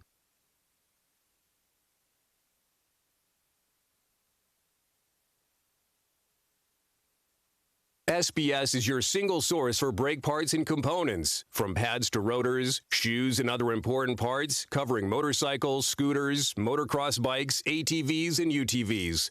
We create the power to stop you so you can go ahead. Find the right parts for your bike at www.sbs.dk. Sideburn is the world's finest go-fast, turn-left magazine. It is available to buy at AFT's trackside merchandise booths and is the official magazine of American Flat Track. For more information, visit sideburnmagazine.com. Stay Sick is the only bike for future rippers. Our bikes provide kids as young as 3 years old the opportunity to ride sooner. Learn more on our website, staysc.com. SuperGen Products is a premier supplier of Champion power equipment. Champion has years of experience providing dependable and durable power products designed and engineered in the U.S. For home, work, or play, Champion products are the standard of performance excellence. Learn more at www.supergenproducts.com. Tom Duma Fine Jewelers is proud to be the official jeweler to American Flat Track, providing 3 custom championship rings for each class in 2020. TDFJ wants to be your jeweler. Check us out online for all your jewelry needs, from engagement rings to fashion jewelry to watches, in all price points to fit everyone's budget. Shop like a pro. Shop TDFJ.com. You don't take greatness for granted, and neither should your gear. We are Torch Eyewear, and we design sunglasses for protection, performance, and chasing your passion. For more information, visit our website at torcheyewear.com and click on our free Home Try-On program. We're looking at a Bauman Brothers 1-2 in their adopted home state. It's over, and the Bauman Brothers do it. They sweep it here at Williams Grove. Bronson rode for Indian last year, and he proved that he deserved a spot, and I kind of did the same. So, being brothers, we kind of share more information than other people I would in the pits. Briar Bauman, fastest qualifier, being quick all night. Briar getting notes and exchanging with his brother Bronson.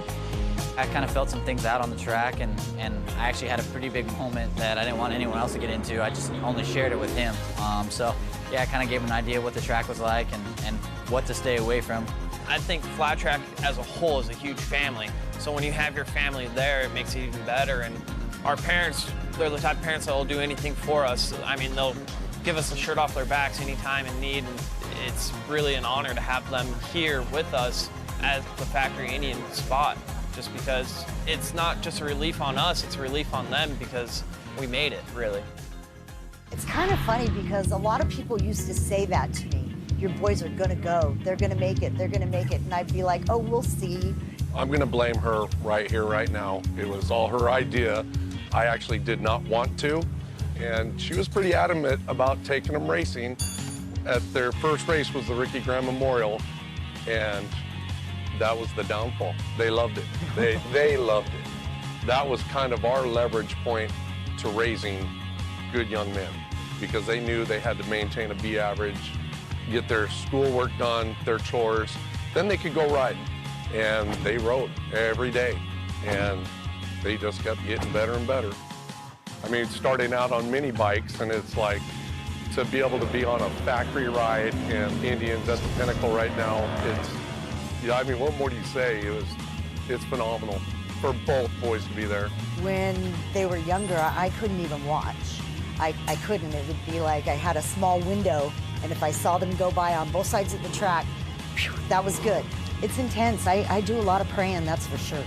Just like most parents in the sport, they dedicate everything to our craft. It's always just, hey, my kids love to do this, and we're gonna support that. Being on the road, you know what I mean? It's like, it's so funny. Barry and I spent one of our anniversaries here in Paris, and so his joke was, I took my wife to Paris for our anniversary. So now I get to say I'm spending my Mother's Day in Paris. That's P-E-R-R-I-S. Yeah.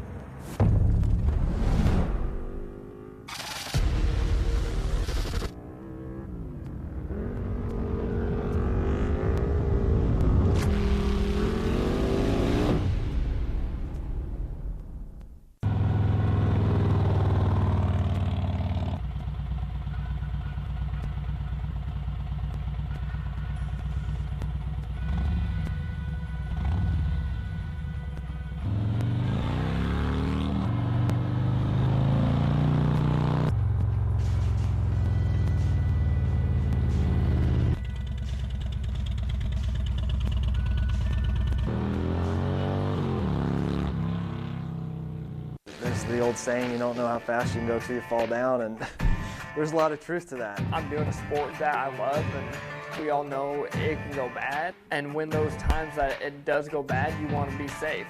Just looking at the helmet, looking at the craftsmanship, you can tell why it's the best helmet out there. When I put the helmet on, I know that I have the best in the business on my head, and for me, I've been wearing a Rye helmet my entire career, and I'm pretty proud of that.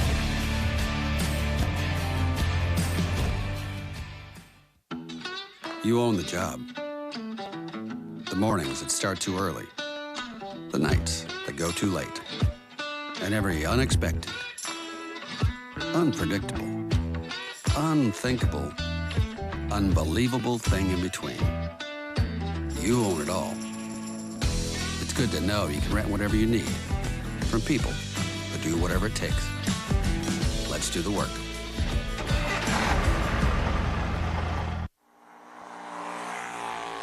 The ones who never stop. The ones who never quit. Round and around. We don't make the champions, but we do make the tires. We are Dunlop.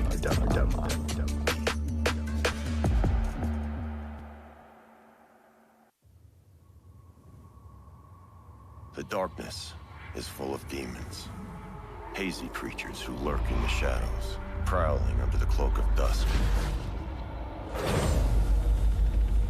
But we're not demons. We're beasts.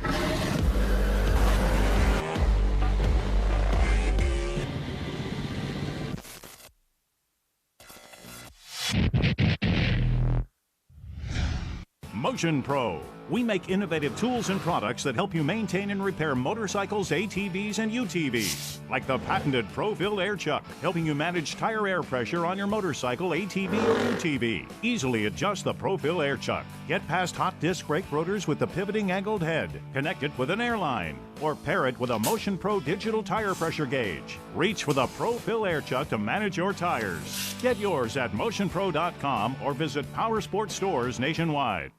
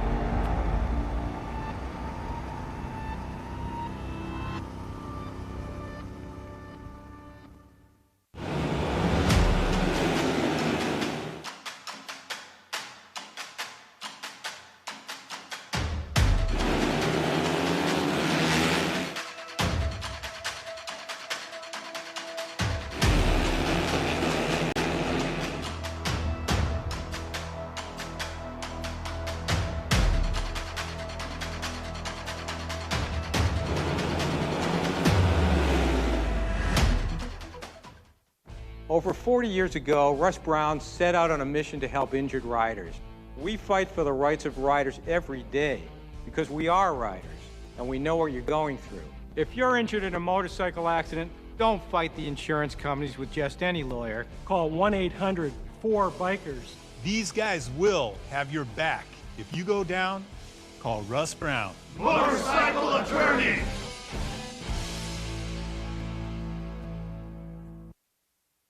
For your safety, please keep a minimum of 6 feet between you and other parties. We've added ground decals around the property to assist with this process. Thank you for your assistance. We welcome you for another great night of American flat track racing.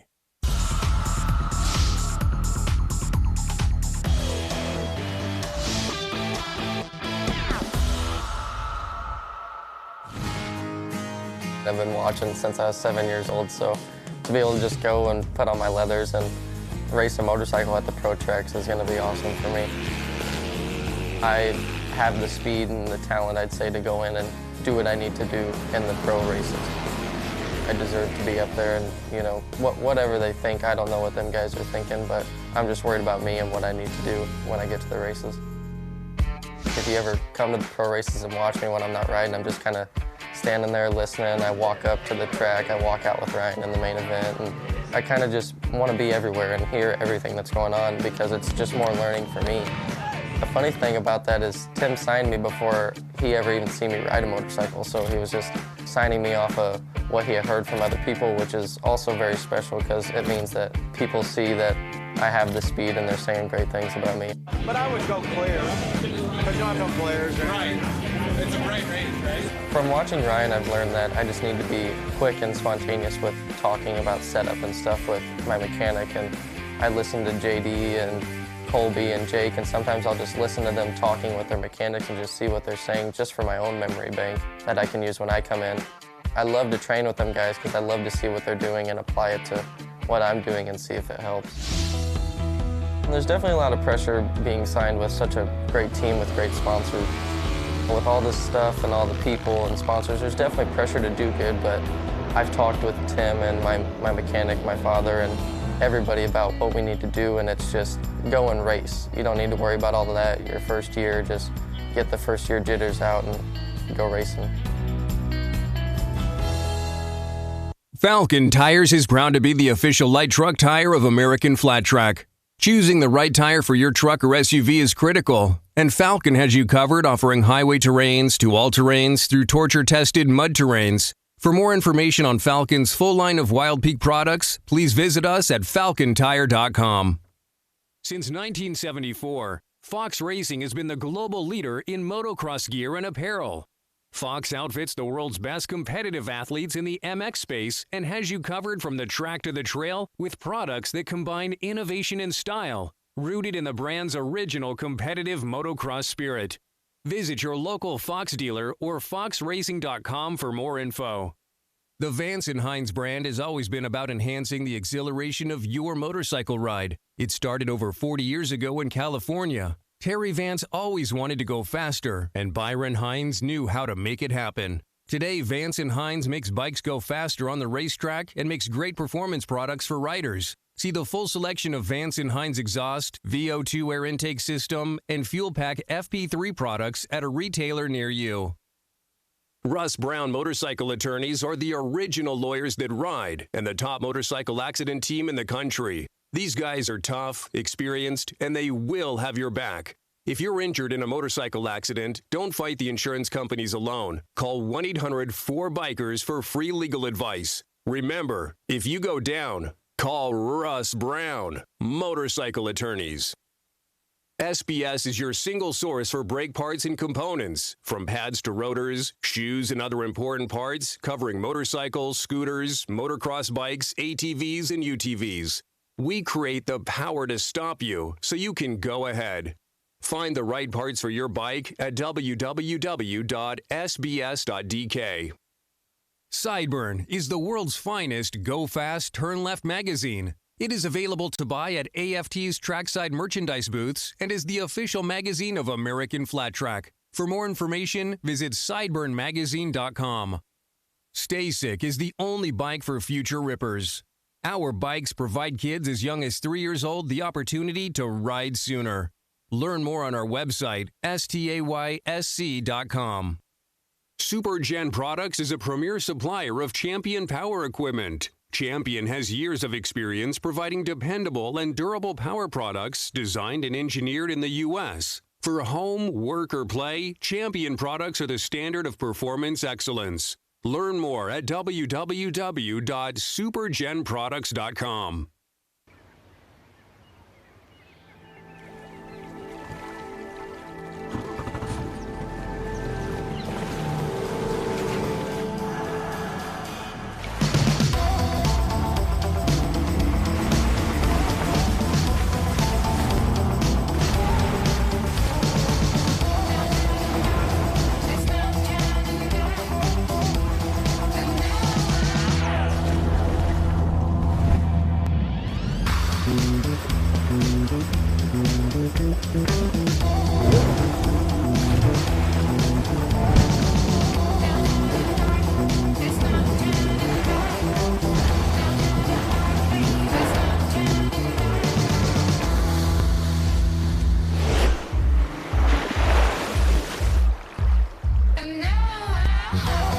Our passion is the water.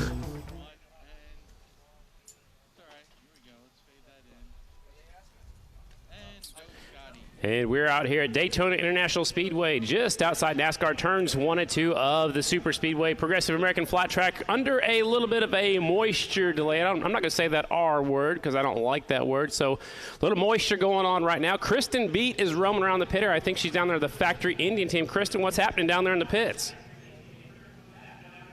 Well, everyone's just kind of snacking, doing their own thing. I've got a little bit of a delay, so excuse me if we have some pauses in here, some audio issues. But a lot of fun stuff happening down here. We're waiting for Briar Bauman, who's making his way over here, and we're just going to ask him a few questions about how he spends this rain delay time. I mean, there's a championship on the line, a lot at stake, and y'all are eating gummy bears down here. Yeah, I don't do gummy bears. I'm trying to eat healthy, so my buddy Bronson just brought me a roll of Oreos. A much healthier choice. So how do you guys pass the rain delay time? Right now, I mean, we just hang out, talk to each other about, like, it's weird. I don't know how much we talk about regular life, but we talk about just regular things.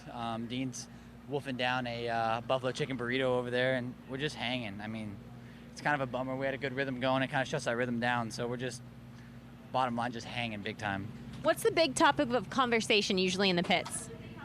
Well, fortunately, we don't have to deal with the rain delay too often. Right now, we're talking about, my buddy here is a power lifter, and I'm also trying to become a power lifter. My buddy Zach Taylor. So just weights, just trying to. What is a power lifter? Just I don't know.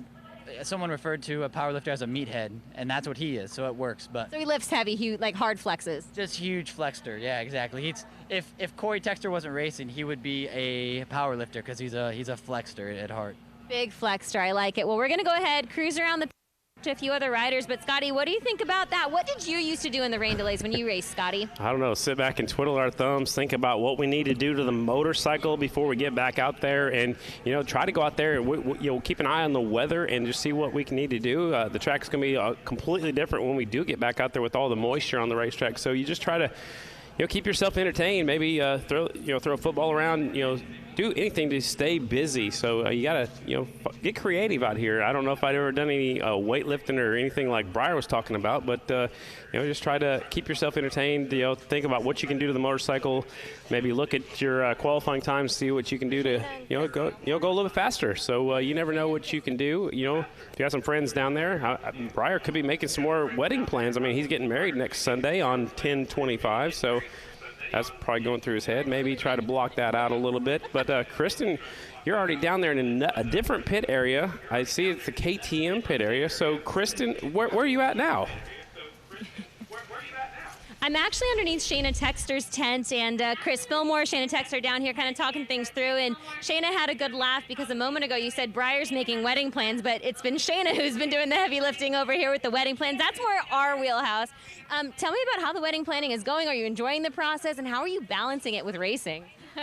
I'm really looking forward to the day after, to be honest.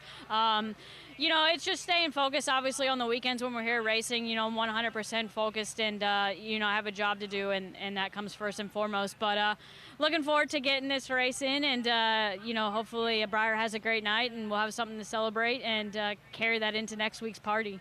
So what has been the hardest part about wedding planning? I know people say the cake testing is pretty easy, but what's been the most difficult part? Oh, man, just having so many people to deal with, I've ran race teams in the past, but now all of a sudden I got a wedding coordinator and, a DJ and all these other chiefs that I have to deal with that I'm not used to on the management side. So that's been a little bit of a new experience, and, hats off to all those other brides that have had to go through this in the past. Everyone talks about the First Dance song. It's a big deal. Have you guys selected yours yet? Oh, yeah, we selected that a while ago. Pretty soon into the process, actually. That was one of the first things we did. The other day we went testing actually at Ocala, and I finally had to pin Briar down and say, look, what song are you and your mom dancing to? I actually had to start playing songs in the radio just to try and get him to give me an answer, because he's been so focused on this championship, and the band back home doesn't understand. I love it. Well, everyone is so excited to see these pictures coming. We're sorry we can't make it because I'll be out in LA. But, girl, best of luck with everything going on. And we're excited to see the pictures. I'm totally going to stalk you on Instagram that day. And I know the rest of the American Flat Track community will as well. That's Shayna Texter down there in the factory Red Bull KTM camp down there. So we'll step off here for about 5 minutes. We'll come back in. We'll get another check-in with the weather and see what's going on. We'll do our best to keep you guys updated as we find out more information. Maybe we'll take 10 minutes and we'll come back. You can see the dark clouds around us. So we're out here at Daytona International Speedway, the world center of racing, under a weather delay at the moment. We'll check in with you in about 10 minutes.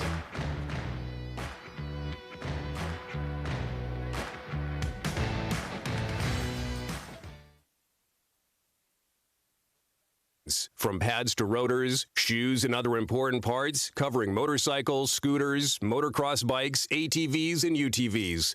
We create the power to stop you so you can go ahead. Find the right parts for your bike at www.sbs.dk. Sideburn is the world's finest Go Fast, Turn Left magazine. It is available to buy at AFT's trackside merchandise booths and is the official magazine of American Flat Track. For more information, visit sideburnmagazine.com. Stay Sick is the only bike for future rippers. Our bikes provide kids as young as 3 years old the opportunity to ride sooner. Learn more on our website, staysc.com. SuperGen Products is a premier supplier of Champion power equipment. Champion has years of experience providing dependable and durable power products designed and engineered in the U.S. For home, work, or play, Champion products are the standard of performance excellence. Learn more at www.supergenproducts.com. Tom Duma Fine Jewelers is proud to be the official jeweler to American Flat Track, providing 3 custom championship rings for each class in 2020. TDFJ wants to be your jeweler. Check us out online for all your jewelry needs, from engagement rings to fashion jewelry to watches, in all price points to fit everyone's budget. Shop like a pro. Shop TDFJ.com. You don't take greatness for granted, and neither should your gear. We are Torch Eyewear, and we design sunglasses for protection, performance, and chasing your passion. For more information, visit our website at torcheyewear.com and click on our free Home Try-On program. We're looking at a Bauman Brothers 1-2 and their adopted home state. It's over, and the Bauman Brothers do it. They sweep it here at Williams Grove.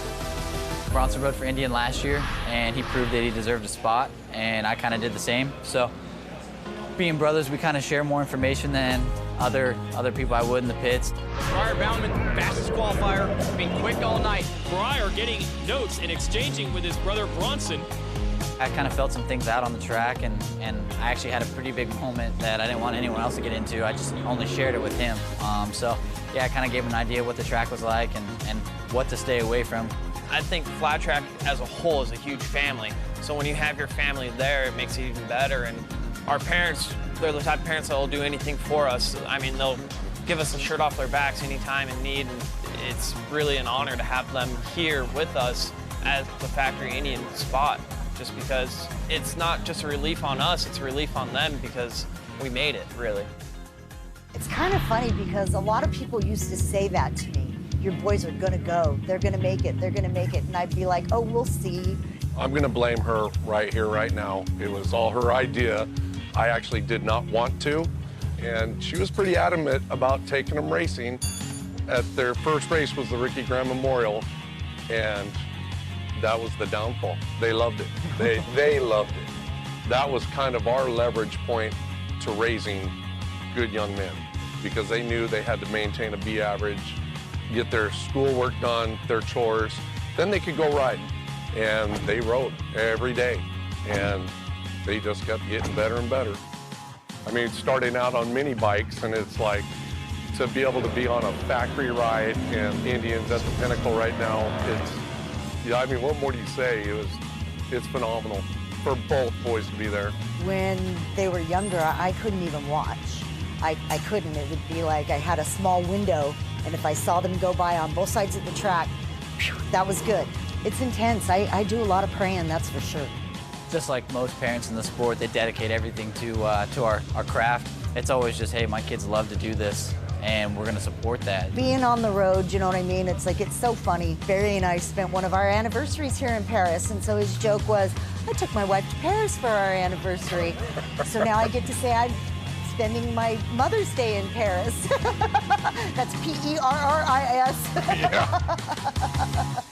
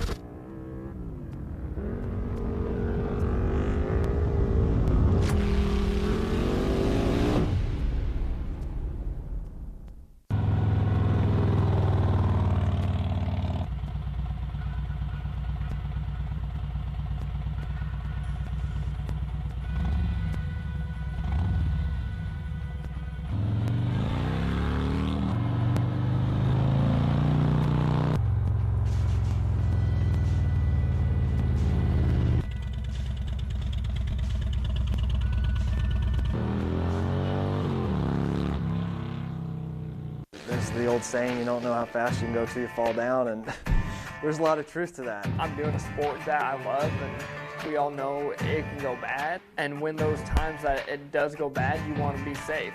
Just looking at the helmet, looking at the craftsmanship, you can tell why it's the best helmet out there. When I put the helmet on, I know that I have the best in the business on my head, and for me, I've been wearing Arai helmets my entire career, and I'm pretty proud of that.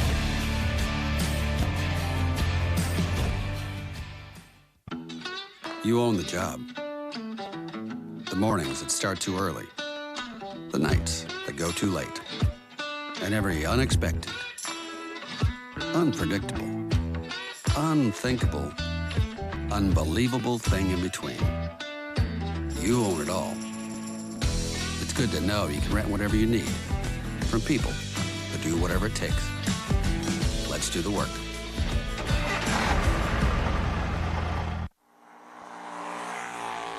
The ones who never stop. The ones who never quit. Round and around. We don't make the champions, but we do make the tires. We are Dunlop.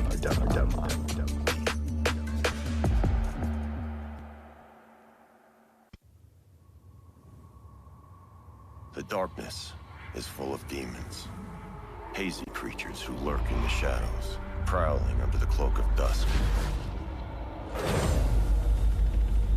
But we're not demons. We're beasts.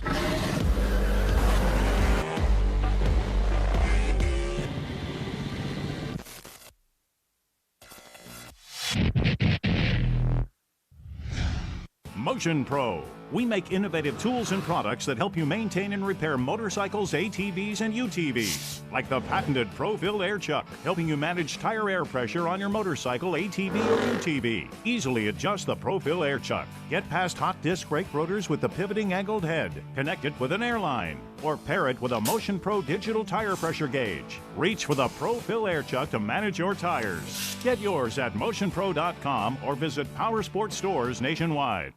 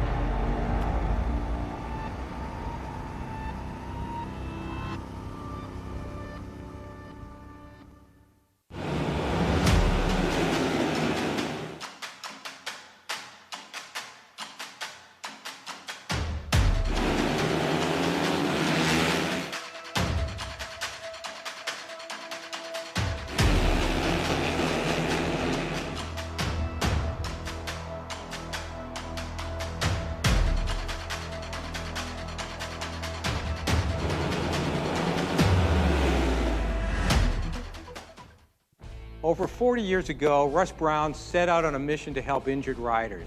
We fight for the rights of riders every day because we are riders and we know what you're going through.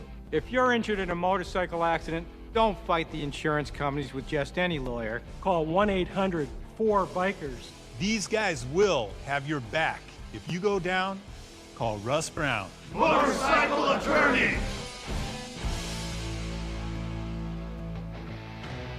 We're at Daytona International Speedway for Daytona Flat Track, Progressive American Flat Track season finale. Right now, we're keeping an eye on the weather. Hopefully, it'll be out of the racetrack here real soon. Up next will be opening ceremonies when we get the green light to go ahead and move forward. Right now, Kristen Beat, she's down there, the factory Indian team with the Meese family. Kristen, what's happening?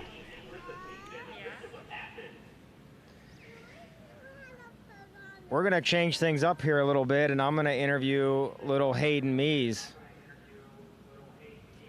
Can you sing in the microphone?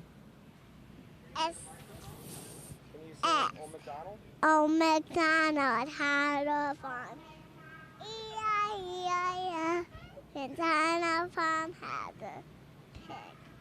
Keep going. He had a dog. Had a dog. What was that? That was the water. Old MacDonald had a farm.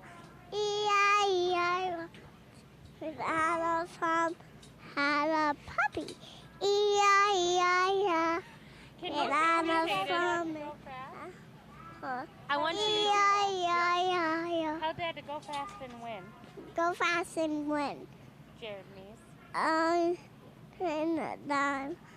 Old MacDonald had a farm.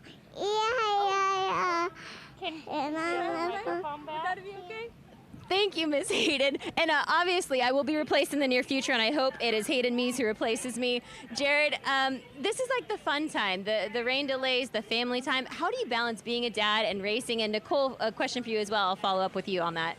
Oh man, well, for one, I got a great wife that takes a lot of the stress and load off me a lot, you know, and it's tough when it start grinding the last 4 or 5 weeks, you know, with week in and week out with the training, but always try to make time for the family, of course, and you know, they're number one. Nicole, you've been a former racer before, and now on the other side of things, you get to be a full-time mom. Super fun. I mean, how do you balance these crazy days where you're trying to help Jared out but also play mom? You know, most of the time I just take Hayden and we go do something fun, and he gets to get all his training in, and we come back at the end of the night and he pitches in full force, you know, with baths, dinner, and all the things that happen at home. So it's really a team effort, and any family who makes it work knows the team effort that goes into it. My heart is fully melting right now. Hayden, who makes the best motorcycle? SNS. I think she said Indian. Can you say good luck, Daddy? Good luck, Daddy. Oh, my heart. Scotty, we were just having too much fun down here. Again, American Flat Track's such a family sport. We're going to go check up with a few other riders and see what they're doing during the rain delay. Hayden giving you a thumbs up, Scotty. I love it. That's Hayden right there. She's so cool. She's out here at the track. They moved to Florida. The Meese family did not too long ago. Jared looking for a championship. He is 14 points behind Briar right now. That's Nicole Meese. Used to be Nicole Cheza, the racing lady, and she was pretty fast when she used to race. She used to be national number 15. She knows how to get around the racetrack for sure. So we're here waiting out the weather right now to try to see what's going to happen. We got it clear. They actually are working on the racetrack. They're turning it up again right now, so that's good news. They have to wait until that precipitation stops coming down out of the sky. So they are turning up the track. Hopefully we'll get into this program here real soon. We do have the semifinals. We have 2 semifinals for all 3 AFT classes. After that, we'll have our main events for all 3 classes. So we got a lot going on here. Hopefully we get opening ceremonies here underway real soon. In the meantime, we're just taking our time, just getting that track ready to go. When that track is ready, we will let you know. All right. I believe opening ceremonies are coming up at 7 o'clock. That is 8 minutes from right now. So right now, let's go down to the Estenson Racing Team, your 2020 AFT Singles Champ. The 32 on the number plate, Dallas Daniels, is with Kristen Beat. Yeah, we just got photobombed by his dad, Nick, and what is nice about some of these rain delays, even though we're trying to get back on track and get to racing, is you guys do get to have a little casual time. It's not all business right now. You guys get to have a little fun.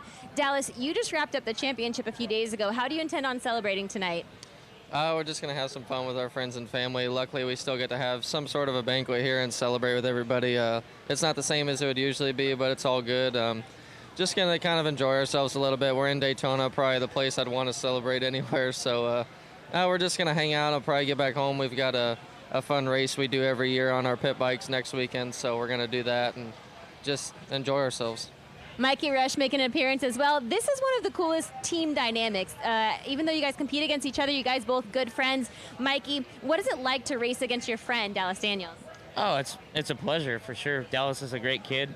I enjoy being his teammate, and we got an awesome team behind us, just giving us all the tools we need, and we have a lot of fun over here with everyone, and it's a joy to be at the races every weekend with this team for sure. So Dallas, what does the off season look like for you? Really just training and getting prepared for the next season, doing some testing with the new motorcycles or whatever we're going to do, trying new things. Usually we get some new components on the motorcycle that we like to try before the season starts, and just getting our bodies ready to go like another season. Mikey, what does the off season look like for you? I know not only are you a racer, but also dad.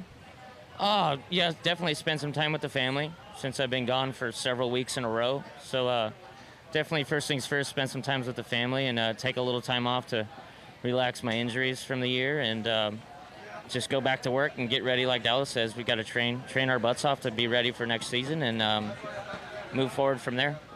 So during these rain delays, a lot of you guys are snacking, kind of hanging out. What's the go-to snack in the Essence and Yamaha pit?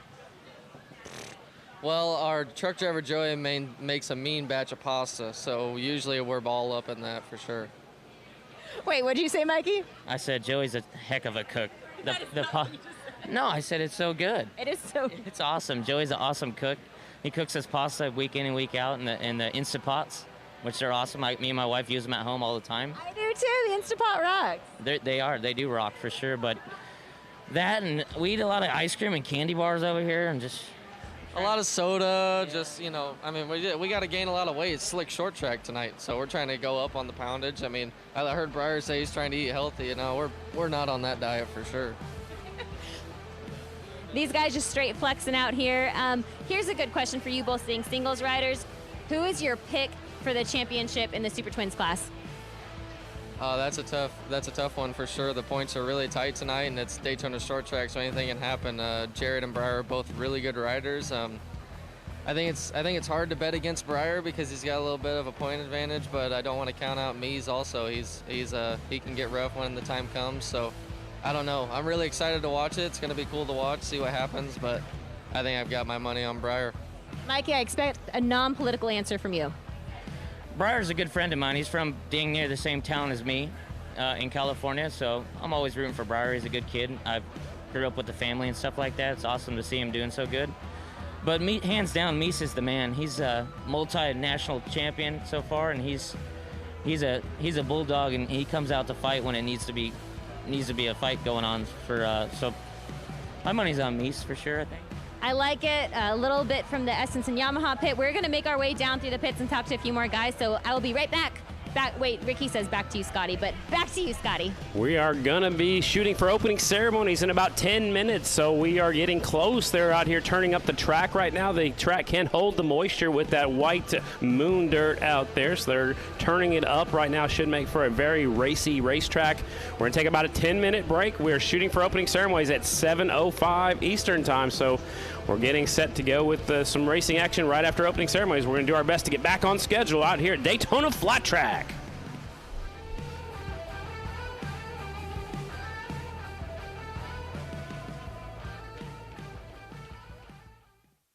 Jeep Beach is back, and it's bigger and better than ever.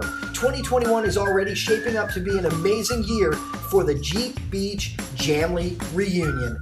April 19th through 25th in Daytona Beach, Florida, the world's most famous beach. You'll find more vendors, more excitement, more trail rides, more fun, and of course, everything you've come to expect from Jeep Beach. Get your tickets right now at jeepbeach.com, and we'll see you in Daytona April 19th through 25th. Russ Brown Motorcycle Attorneys are the original lawyers that ride and the top motorcycle accident team in the country. These guys are tough, experienced, and they will have your back.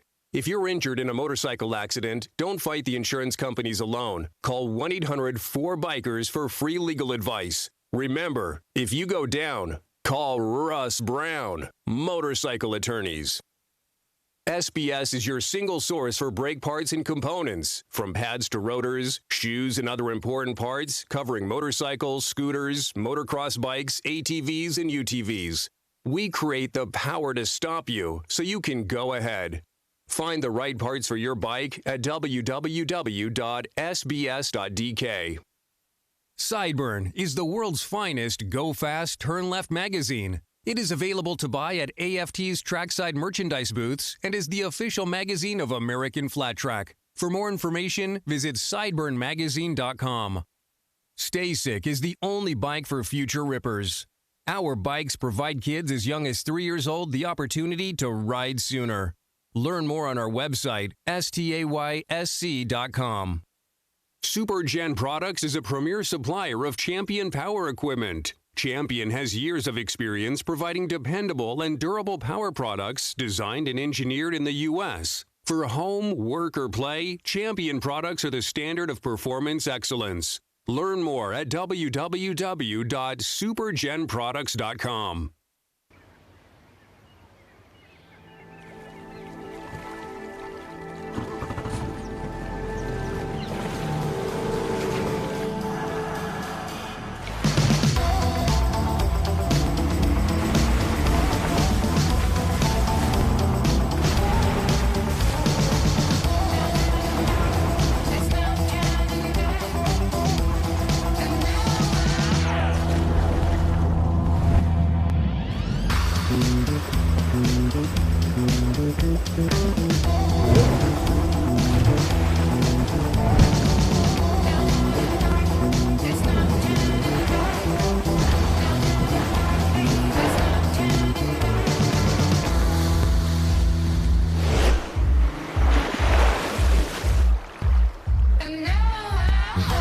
Our passion is the water. Hey everybody, it's Randy Dye with Daytona Dodge Chrysler Jeep and Ram. Jeep Adventure Days and Ram Power Days are back again in October with bigger and better savings. Get 0% financing on a new Dodge Charger, Challenger, Hellcat, or Durango. 0% on a Chrysler Pacifica. How about a Jeep Renegade for $169 a month, or a Wrangler for $299 a month, and a Grand Cherokee for $269 a month? Get a brand new Ram for just $279 per month. So shop online with Easy Purchase or come visit us at Daytona Dodge Chrysler Jeep and Ram, where we won't waste your time or money. Hi, I'm Daniel Dye, driver of the Race to Stop Suicide, number 43, and the Arkham Menards E-Series. Did you know that 132 people die every day to suicide, and 22 of those are veterans? 90% of those people had diagnosable mental illnesses. Let's face it, suicide touches us all. If someone you know or love needs help, please call the National Suicide Prevention Lifeline at 800-273-8255. That's 800-273-TALK. Together, we can race to stop suicide. For over 10 years, 4SR has continuously developed and evolved our racing gear to keep you safe on the track. All 4SR racing gear is made with the highest quality materials available. Check out our new airbag-ready suits, Stingray gloves, Kevlar jeans, or any of our riding jackets. Visit 4srusa.com to make your track days better. Daytona Dodge, Chrysler, Jeep, and Ram is a proud partner of the American Flat Track season finale. Bring your season finale ticket stub to Daytona Dodge, Chrysler, Jeep, and Ram and receive an additional $500 off your next new vehicle purchase. Offer ends October 31st, so hurry into Daytona Dodge, Chrysler, Jeep, and Ram, where we won't waste your time or money. Nobody does Biketoberfest like Bruce Rossmeyer's Daytona Harley-Davidson. 2 floors of new and used custom bikes, official Harley-Davidson motor clothes, parts, official merch, dealer tees, and authorized service. BruceRossmeyer.com. Ladies and gentlemen, please turn your attention to the beautiful boats located just outside the front gates. They are brought to you by Blue Water Marine. Blue Water Marine is located on US 1 in Holly Hill, Florida, just down the road. Larry Gardner and his team sell Chris Craft, Cobalt, Barletta, and Stingray boats. They warranty and service Yamaha, Suzuki, and Mercury outboard engines. A proud supporter of AFT for many years, Please come by and visit anytime. Blue Water Marine. Daytona Dodge Chrysler Jeep Ram has teamed up with Halifax Health Foundation on a suicide prevention and awareness initiative called Connect for Hope. The program targets the youth of our community as Volusia and Flagler counties are above the state of average suicide rate. Last year, owner Randy Dye and his son Daniel presented Halifax Health with a check for $15,000 toward the effort from the proceeds of the Golf for Kids' Sake golf tournament. Additionally, Daniel has adopted the Race to Stop Suicide theme on his NASCAR Pro Late model. A team effort in every way. It is everyone's hope, assisted with the campaign to bring the stigma of mental health out to the shadows, protect the future of our youth in the process. Explore the full 2020 Indian motorcycle lineup, including the all-new Challenger, the ultimate American V-twin bagger. For more info and to schedule a demo ride, visit IndianMotorcycle.com. Always wear a helmet, never drink and drive.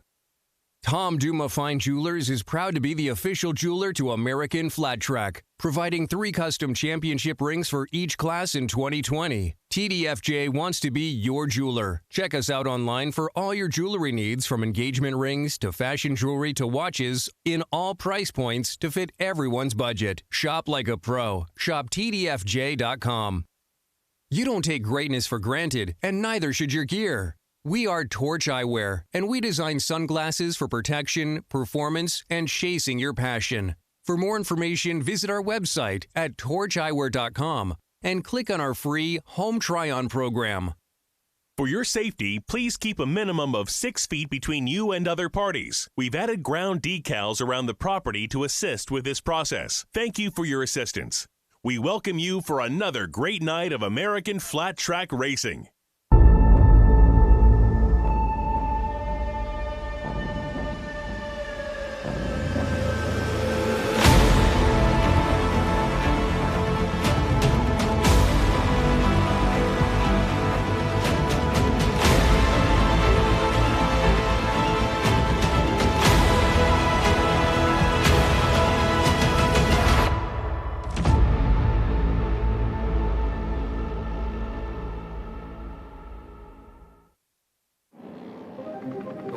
Premier motorcycle international event. It takes stout lads like them to go for this kind of competition. It draws the who's who of cycling and the finest riders on 2 wheels competing, followed by thousands of loyal fans. We tear our insides out to win. You can't think, you can't remember what you do or say. There is no thinking. Our hearts beat, but our minds are dead.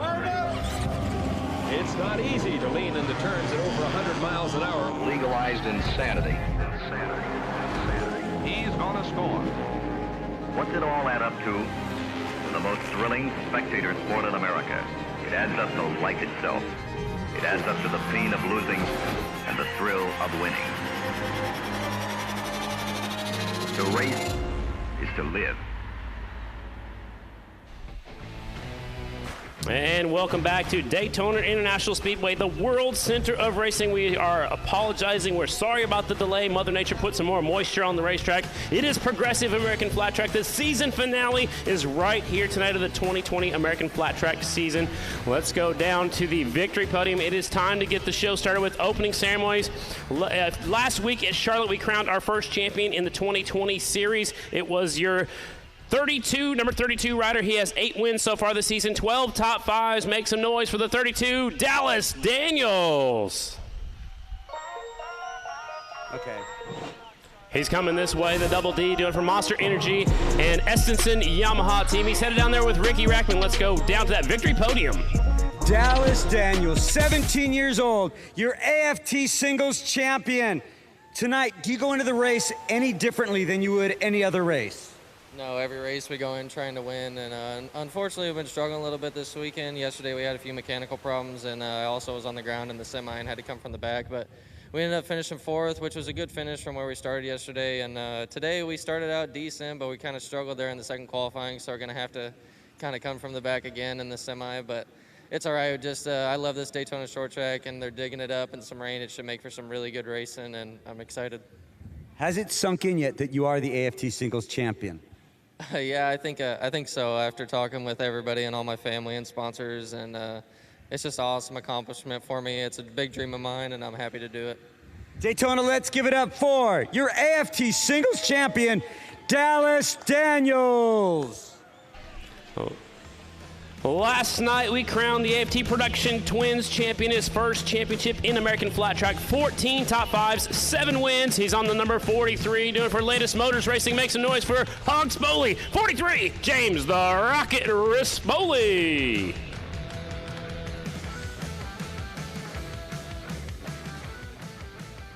Your AFT Production Twins champion, the Rocket, James Rispoli. I feel like I should be giving you a wrestling intro right now. Dude, you're the champion. How great does this feel?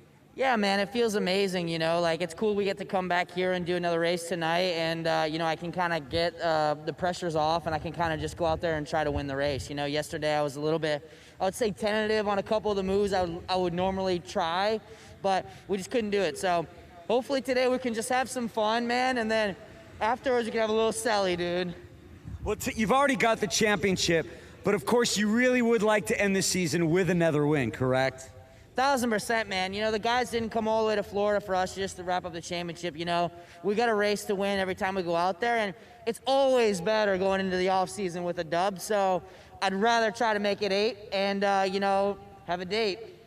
Let's give it up for your champion, rider of the number 43, James Rispoli. And the championship that is still up for grabs. It's the AFT Super Twins Championship presented by Vance and Hines. We have 2 contenders. The jammer, Jared Meese, 5 wins, 13 podiums this season on the number 9. And our defending champ, the number 1 rider in the country, 6 wins, 13 podiums. It's Briar Bauman. Briar and Jared headed down there to meet Ricky Rackman. We have got ourselves an incredible battle tonight to end the season. Briar Bauman, Jared Meese. I know, Jared, you're going into this race with a little bit of a points deficit, and I know that the conditions are not exactly favorable. You can't really be cautious at all tonight, can you? No, not at all. I mean, you know, last night was big, and we lost some points to Briar, so tonight it's just all on the line for me. It's just go. You know, whatever happens, happens for me, and I just want to give a big shout out to the whole Indian Motorcycle, Progressive Insurance, Rogers Racing, SDI Insulation, Twig Cycles, All Sport Indian, and you know, last but not least, for sure, the entire Flag Track series, AFT, American Flag Track, all its supporters, Mr. France, the whole family. It's just, it means a lot for what we've been able to pull through and pull together for this year. There was a spot there in like March and April where I didn't know if we were going to get to go racing, and I'm really, really fortunate and thankful that we were able to. So, and to be in this position too, it's awesome. It's what it comes down to. I mean, win or lose, it's awesome to be in this position for sure. With the number 1 plate, trying to hold on to it, we have got Briar Bauman, and this is going to be very unpredictable tonight, isn't it? Yeah, it's Daytona short track. I know it's been a few years since we've been here, but man, like I've said before, you could win one night and you could take 15th the next, and I've done it from experience. So had a good night last night. It could go go south quick tonight. So really just you can't be on defense. I think you got to be on offense on this racetrack, because if you are, it'll get you before anyone else does. So yeah, hopefully get a good start and just kind of put in our time and do what we have to do. And I assume the track is totally different than it was when you were racing yesterday. No, actually, it went through, actually, we didn't have any rain yesterday, so right now it is different. But qualifying, it was basically the same idea as yesterday. So it was kind of cool to use our setup and change it a little bit and see where we felt like it was better or worse compared to yesterday. So now, a little bit of rain, dug it up. I don't know what they're doing to it now, but it's going to be different for sure. Of course, your choice is to win tonight, but you've got to finish. I don't know what the stats are. Is it 7th or something better? Are you going to be, I mean, there's really no scoring pylon. There's no spotters. How do you know what position you're in, or is it just go for the front? Yes, you just go for it. I mean, I've maybe been a little bit conservative in the last couple rounds and maybe rode a little bit defensively, and tonight you can't do that. You just got to send it. I mean, it's not typically the best idea when you're in my spot, but it's kind of the way I've gone about things most of my career. So, yeah, just get it on, see where we end up. Let's give it up for Briar Bauman and Jared Meese tonight. They are going for their championship, and another thing they are going for is the rings. That's right. TDFJ, Tom Duma Fine Jewelers. Tommy is at home. He had surgery for appendicitis, so he's not here with us, but him and his twin boys have designed these beautiful rings right here. They're on the screen right now. 3 unique rings, 1 for each class. They all have a big number 1 on the front. Beautiful hand designed by Tommy and his twin sons, and they are all unique, and everybody wants to win a TDFJ championship ring right here. Ricky got to wear them for a few rounds, but then they took them back away from you. Ricky, why'd they take him back away? I mean, were you trying to take one home? I just told them I couldn't necessarily take the ring off, but the ring is going to have 3 wonderful owners, and they're probably maybe going to get their rings later tonight. And they really, I mean, Tom did such an incredible job on these rings, for making the top of it look like a number plate, to making the bottom side of it look like the same tire tread of the Dunlops. They're really amazing rings. Just one, I mean, obviously, they want to be the champion, but having one of those rings is pretty cool. All right, let's bring in the other member of the broadcast crew. You've seen her on NBC Sports. She's got the microphone now. She's working her way down to that victory podium. She also has Charlie Roberts down there. Kristen Beat, we got a big special drawing getting ready to be held. That's right, Scotty, and we are so excited because the contributions that the Rookies of 79 makes to the American Flat Track Series are so impactful for the riders, for the paddock, for the community of the American Flat Track Series. Charlie, speak a little bit about what's going on, the raffle that happened, and how much of an impact the Rookies of 79 made this year for the riders in the American Flat Track Series. Due to the grace of Gary Gray and Indian Motorcycles have given us this beautiful 2019 FTR 1200 SS motorcycle. This is a replica of what Jared and Breyer and Bronson ride on the racetracks. A beautiful motorcycle, again, retails for right about $20,000. And this was given to our organization scot-free to raise money for those injured in the sport that we all love. This is the second bike that Gary and Indian Motorcycles gave us. 2 years ago, we did an Indian Scout Bobber. So the impact, the kindness of Indian Motorcycles, $65,000 to go to the riders who are injured in our sport, and we make a difference. And can't say enough, hats off to Gary for all that he does for the sport. And again, Indian Motorcycles, thank you so very much. And speaking of Gary Gray, Gary, if you don't mind, what does this do for Indian Motorcycle? Why do you guys choose Rookies of 79 to work with and to work on this charity event throughout the season with? It's simple. They help the riders. You know, it's a great charity. We love working with Charlie and love everything they do. Gary, thank you so much for being out here and for your contribution to the sport of American Flat Track. We're going to go ahead and raffle this off. The pressure's on. Kristen B is going to draw the winning ticket. I wouldn't touch it with a 10-foot pole. All right, so pressure is on. I'm going to reach in here. I'm going to get one at the very bottom. Can I just say something about this bike first? Sure, absolutely. I have ridden Indian Motorcycles in every state, in 4 countries. I have never ridden an FTR. I was not allowed to enter this. Somebody is going to be so stoked. This is one of the coolest motorcycles out there, and you can find them at your Indian dealership. It's the closest thing to being out there on one of these tracks. And this is at 1200, and maybe I'm standing right next to somebody that could see if I could ride one of these. I know a guy that can help you out with that. Well, somebody is going to be so stoked. And also, give it up again for the Rookies of 79. They're here. They have an incredible program, and they help injured riders. And if you bought one of those tickets, you are also doing your part to help injured riders.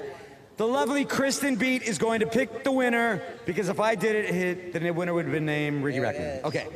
All right, you want me to do it? I will allow you to do it. Okay. A Michigander.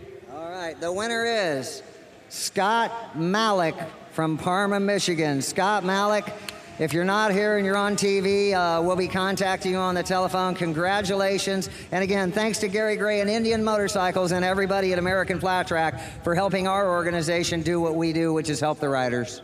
Thank you so much, Charlie. Scotty, back to you.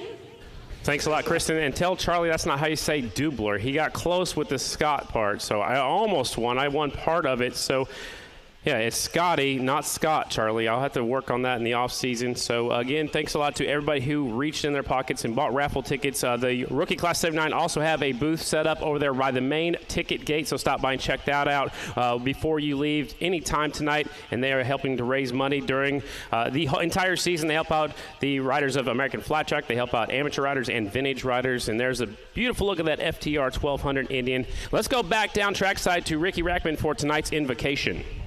For the guy that lives in Michigan, I know it gets really cold there. If you can't ride this during the winter, give me a call.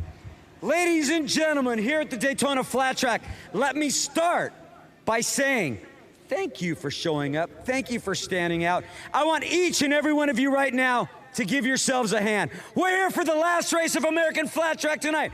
Are you ready? Well, right now, I want everybody to please stand and remove your hats for your invocation from Raymond Rizzo. Thank you, Ricky. Let's pray. Our loving Heavenly Father, we're so grateful for the opportunity to stand before you one more time. God, all through the season, you've been with us, seen and unseen, helping our riders to do their best, all of our staff and crew, each crew member. We thank you for each and every one. But tonight we ask that you continue to keep them safe from all harm, help them to navigate this track to the best of their ability, and have an awesome night. I pray also for everyone that is working on the track, everyone that is working to get this event in, grant wisdom, peace, and everything that's needed. We're thankful for that. And I also ask God for everyone that's here. I pray a blessing upon them, those that are watching as well. Let your presence fill their heart and life. I pray for peace. I pray for unity, not only for each and every one individually, but as a nation. Let your love flow through each and every one. Continue to draw us together, and we'll thank you for it. In Jesus' name, amen and amen. Thank you, Raymond Rizzo. Please remain standing for your national anthem.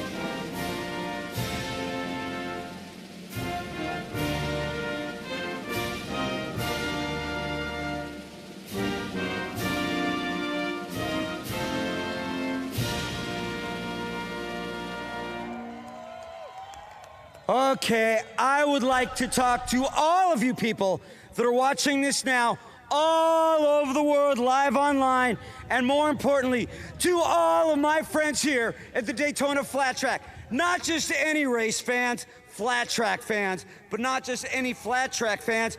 Let me hear from all the bikers that are here for Biketoberfest. Let me hear from all the bikers here at Oktoberfest that actually rode their bike that didn't put it on a nice trailer. The loudest crowd of all, I'm right here with you. We have got such an incredible evening planned. We are gonna have a champion chosen tonight in the Progressive Super Twins. Nobody knows who's gonna win. It's gonna be exciting. And just because we've already crowned a champion in the singles, just because we've already crowned a champion in the Production Twins, do not think for a second these guys are taking it easy.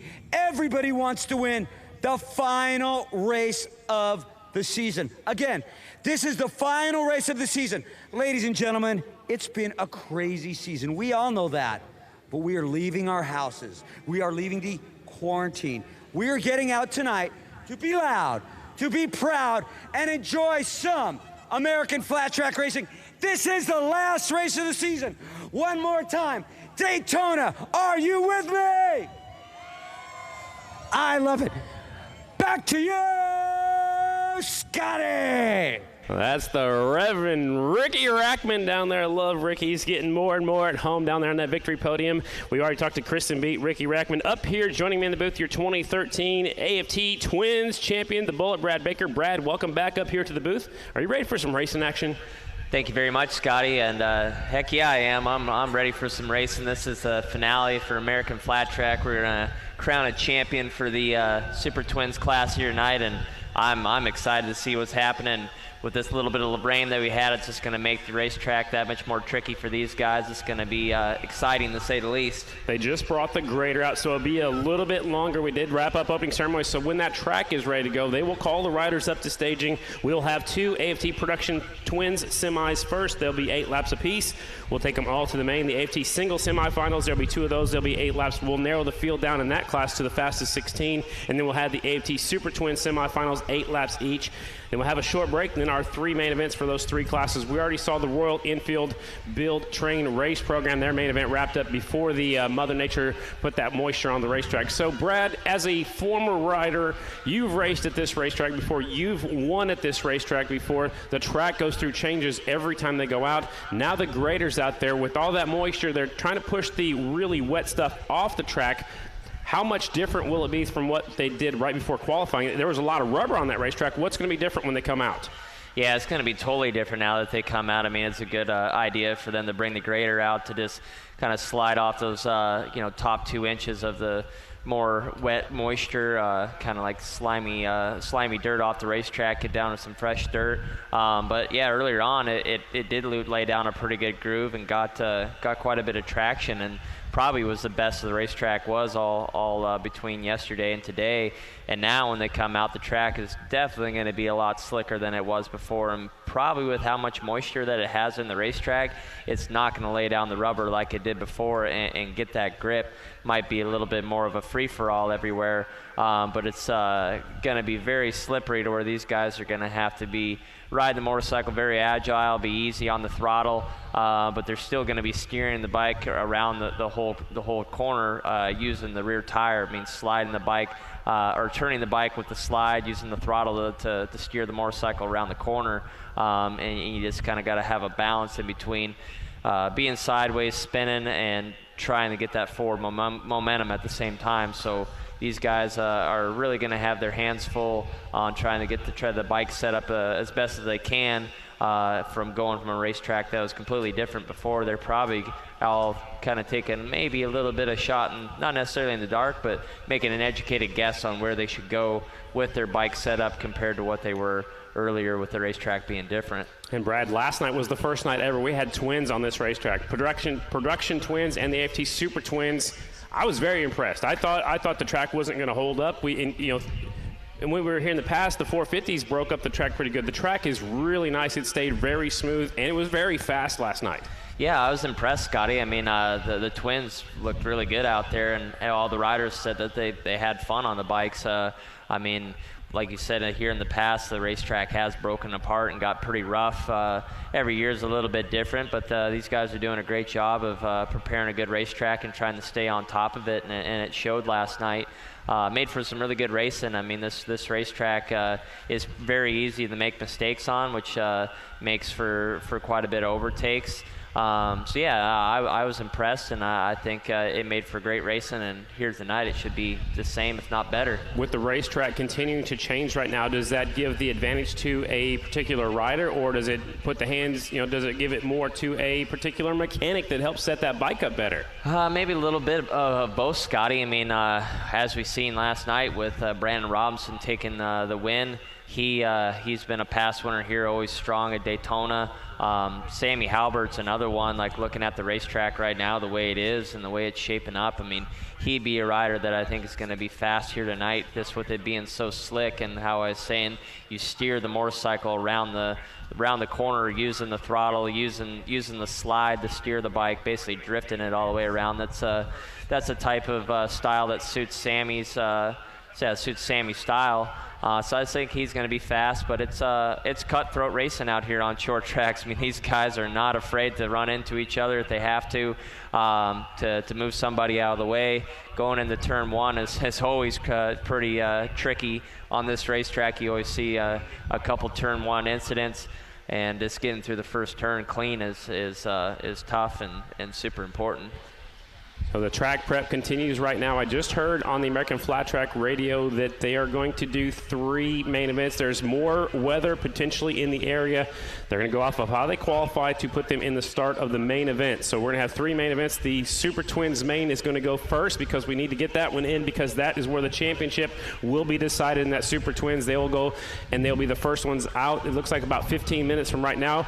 Track prep is continuing on, so hopefully that will be done in 15 minutes. Again, we'll go straight into our main events, Brad. A lot more pressure on these riders and teams. Oh, wow. I was just thinking about that. That is a lot of pressure on these guys. I mean, to not go out on the racetrack and at least have, time in the semifinal to be able to figure out the racetrack and kind of get their themselves acquainted to the racetrack along with the motorcycles. Now they have to go in the main event mode. They're going out and they got to, like I said, take that educated guess on what they should do for bike setup and roll with it. But for the most part, it's all on the rider. The biggest adjustment that you can make is the way that you ride the motorcycle, and it's going to come down to the guy twisting the grip on the bike and who can do it the best. But for Briar Bauman and Jared Mees, come down to the championship battle. It's coming up here here next, and these guys are both going to go to battle, and the best man wins. So again, when the track is ready to go, we're going to bring the Super Twins main event out. They're going to come out, they're going to pick their spot, and then we're going to go racing. We want to get the championship in here tonight. After that, we'll have our victory podium, then our Production Twins main event, and then our AFT Singles main event. Of course, we've decided the 2 champions in Production Twins and AFT Singles. So we've got a lot going on out here. As soon as that track is ready to go, we'll bring the Super Twins out for their main event. They're gridding up by how they qualified into tonight's program. So when they give me the main events, we'll have those for you. So we're going to have 3 races, and it's going to be quick, fast, and in a hurry. There's weather all in the area. I like the decision. It's going to put more stress on those riders, just like you said, Brad. Yeah, it really will be, but I like the decision as well. I mean, we got to crown a champion here, and we don't want to crown a champion this off a rain out. We want to see these guys race and finish it off this way. So, a lot of pressure on them, but this is what these guys train for. This is what they have to be ready for. Let's see how it goes. The championship is on the line, and I can't wait to watch it. All right, I heard Kristen actually has a question for the Bullet, Brad Baker. Kristen, what do you got? Well, Scotty, earlier in the day, as you well know, Brad Baker is also a rider coach, not just an analyst, but a rider coach for Briar Bauman. And when I spoke with Briar and I spoke with Brad, they were talking kind of about game strategy moving into tonight's race. And Brad, I found it interesting. You told Briar not to just run conservatively, but to race as he would normally race, which means for Briar, racing for a win. So tell me more about that coaching and why should a rider in his position, chasing a championship, not change his routine moving into the finale? Yeah, great question, Kristen. I mean, it's been awesome working with the Indian Motorcycle Racing team, just helping out, advising Briar and Bronson Bauman as much as I can. They both make my job pretty easy at times because they're both great riders, and there's not a whole lot that I can critique. But coming into this race, why I say to Briar to just treat it like any other race. When you start changing up things and riding, differently than you normally would, that's usually when you make mistakes. And if you're thinking about a championship, you put that much more pressure on yourself, and you almost, can pressure yourself into a mistake. If you just go out there and ride as you normally ride and try to not think about that stuff, you're not going to pressure yourself into a mistake. But on the other hand, you don't want to make any unnecessary risks. So say if Briar's running in third, there's no reason to press the issue to pass for second. So it's one of those deals where you just got to treat it like any other race, not put the pressure on yourself, and just go out and do as you normally do. But at the same time, don't put yourself get in any trouble or put yourself in harm's way, and don't take any unnecessary risks. But Jared Mees, it's his championship to take. I mean, he has to go out there and bulldog his way through and get a win, and hope that Briar has a bad race or something, has a little bit of bad luck on his side. on a short track like this, anything can happen. And especially with the way the racetrack is now, it's going to be slimy. It's going to be a little bit slick, and it's going to be easy to make mistakes. And we've seen a lot of people just slide out on the racetrack when it's like this, just because they pushed it a little bit too hard. So it's one of those deals where you just got to thread the needle and find the balance between trying to push and also just keeping it on two wheels. All right, let's go down. There's a celebrity down there on that victory podium. I'm not talking about Ricky Rackman this time. I'm talking about a 3-time champion, winner of 43 Grand Nationals. He used to be number 9. You call him the Springer Man. Make some noise for Jay Springsteen down there with Ricky Rackman. I got to tell you, Scotty, I'm just sitting here standing. We're getting ready, you know, and then I look at Jay Springsteen's there. Okay. I watched this guy race. A true legend in flat track. I didn't even know he's here. He's standing right next to me. What brings you to the AFT final race tonight? And first of all, dude, nice to meet you. All right. Yeah, hey, it's great to be back here at Daytona. We've always been down here for years and years. A friend of mine, Mike Turner, brought me down here for this race to come for the last race of the year. And it was a pleasure for him to bring me down here. And we've been having a great time. I've been helping out some of the guys on the 450 class, trying to teach them a few things, some of the young kids coming up. So it's been good, though. I've been having a lot of fun and trying to figure out what people do when they retire from riding motorcycles. But I still got it in my blood, and I enjoy it, and I still get the goosebumps watching them. And last night, what a great show. These guys, the 450s, the middle-class bikes, and the big bikes, it was a super good show last night. I bet there's some fans out there with mind seeing you out on the track again, right? So what do you think about how flat track has progressed in the past couple decades?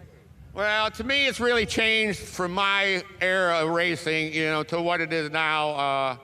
I don't know how to put it, how it is nowadays. In my era of racing, you know, you could be in the third row and there's 18 guys in the main event and you still had a chance to win it. You know, you could line up at Ascot or Sacramento or San Jose, Indy Mile, some of these racetracks, and you still had a chance to win it. And nowadays I feel that there's only like 5 guys that have a good chance of winning the race, you know, and then the Indians are very, very competitive nowadays. It was great to see the Harley on the box last night. You know, I raced Harleys for all these years, and like I said, I still enjoy coming to them, and I haven't been to one in a while, but it's great. I actually had to take a selfie with him a little bit earlier. Hey, let's give it up for our special guest, Jay Springsteen. Jay Springsteen, winner of 43 Grand Nationals. He used to be the #1 rider in the country, 3 Grand National championships. Again, he won his 43rd championship when he was 43 years old. Springsteen, always a crowd favorite no matter where we go. So they do have to put the starting lines down on all the rows. And at 7:45 is what I'm hearing, we'll be on the racetrack with the Super Twins main event. It'll be 8 minutes plus 2 laps. After that, we'll do the victory celebration, and then we'll have our Production Twins main event, 4 minutes plus 2 laps, and then our AFT Singles, 4 minutes plus 2 laps for their main event. Brad, we've got to get this race in. There is weather all in the area, and I cannot wait to see these riders have to conquer this racetrack. It's going to be, I think, you know, somebody that can adapt to this track well is going to go to the front, and you have to do that in a hurry. Definitely, Scotty. I mean, these guys are going to come out to the racetrack, and it's going to be totally different from what it was before. And it's definitely going to be a matter of who adapts to it the quickest. It's going to change throughout the race. I mean, with how much moisture has been put on it, it's most likely going to be soft in areas and start to break apart.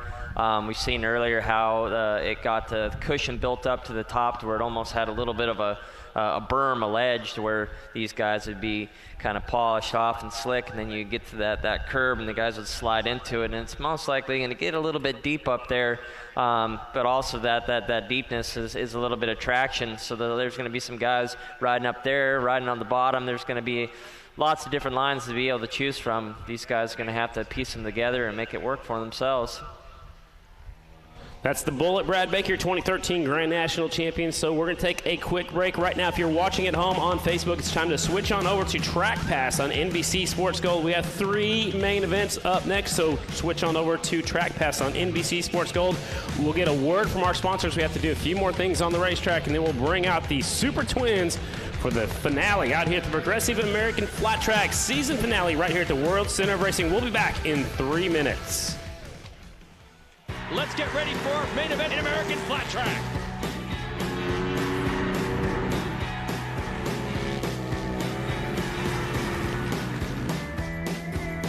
It's going to be a one-on-one duel for the win down to the last lap. This is what I grew up watching.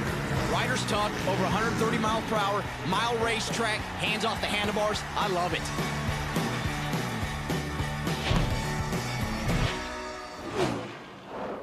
Hey everybody, it's Randy Dye with Daytona Dodge Chrysler Jeep and Ram. Jeep Adventure Days and Ram Power Days are back again in October with bigger and better savings. Get 0% financing on a new Dodge Charger, Challenger, Hellcat, or Durango. 0% on a Chrysler Pacifica. How about a Jeep Renegade for $169 a month, or a Wrangler for $299 a month, and a Grand Cherokee for $269 a month? Get a brand new Ram for just $270.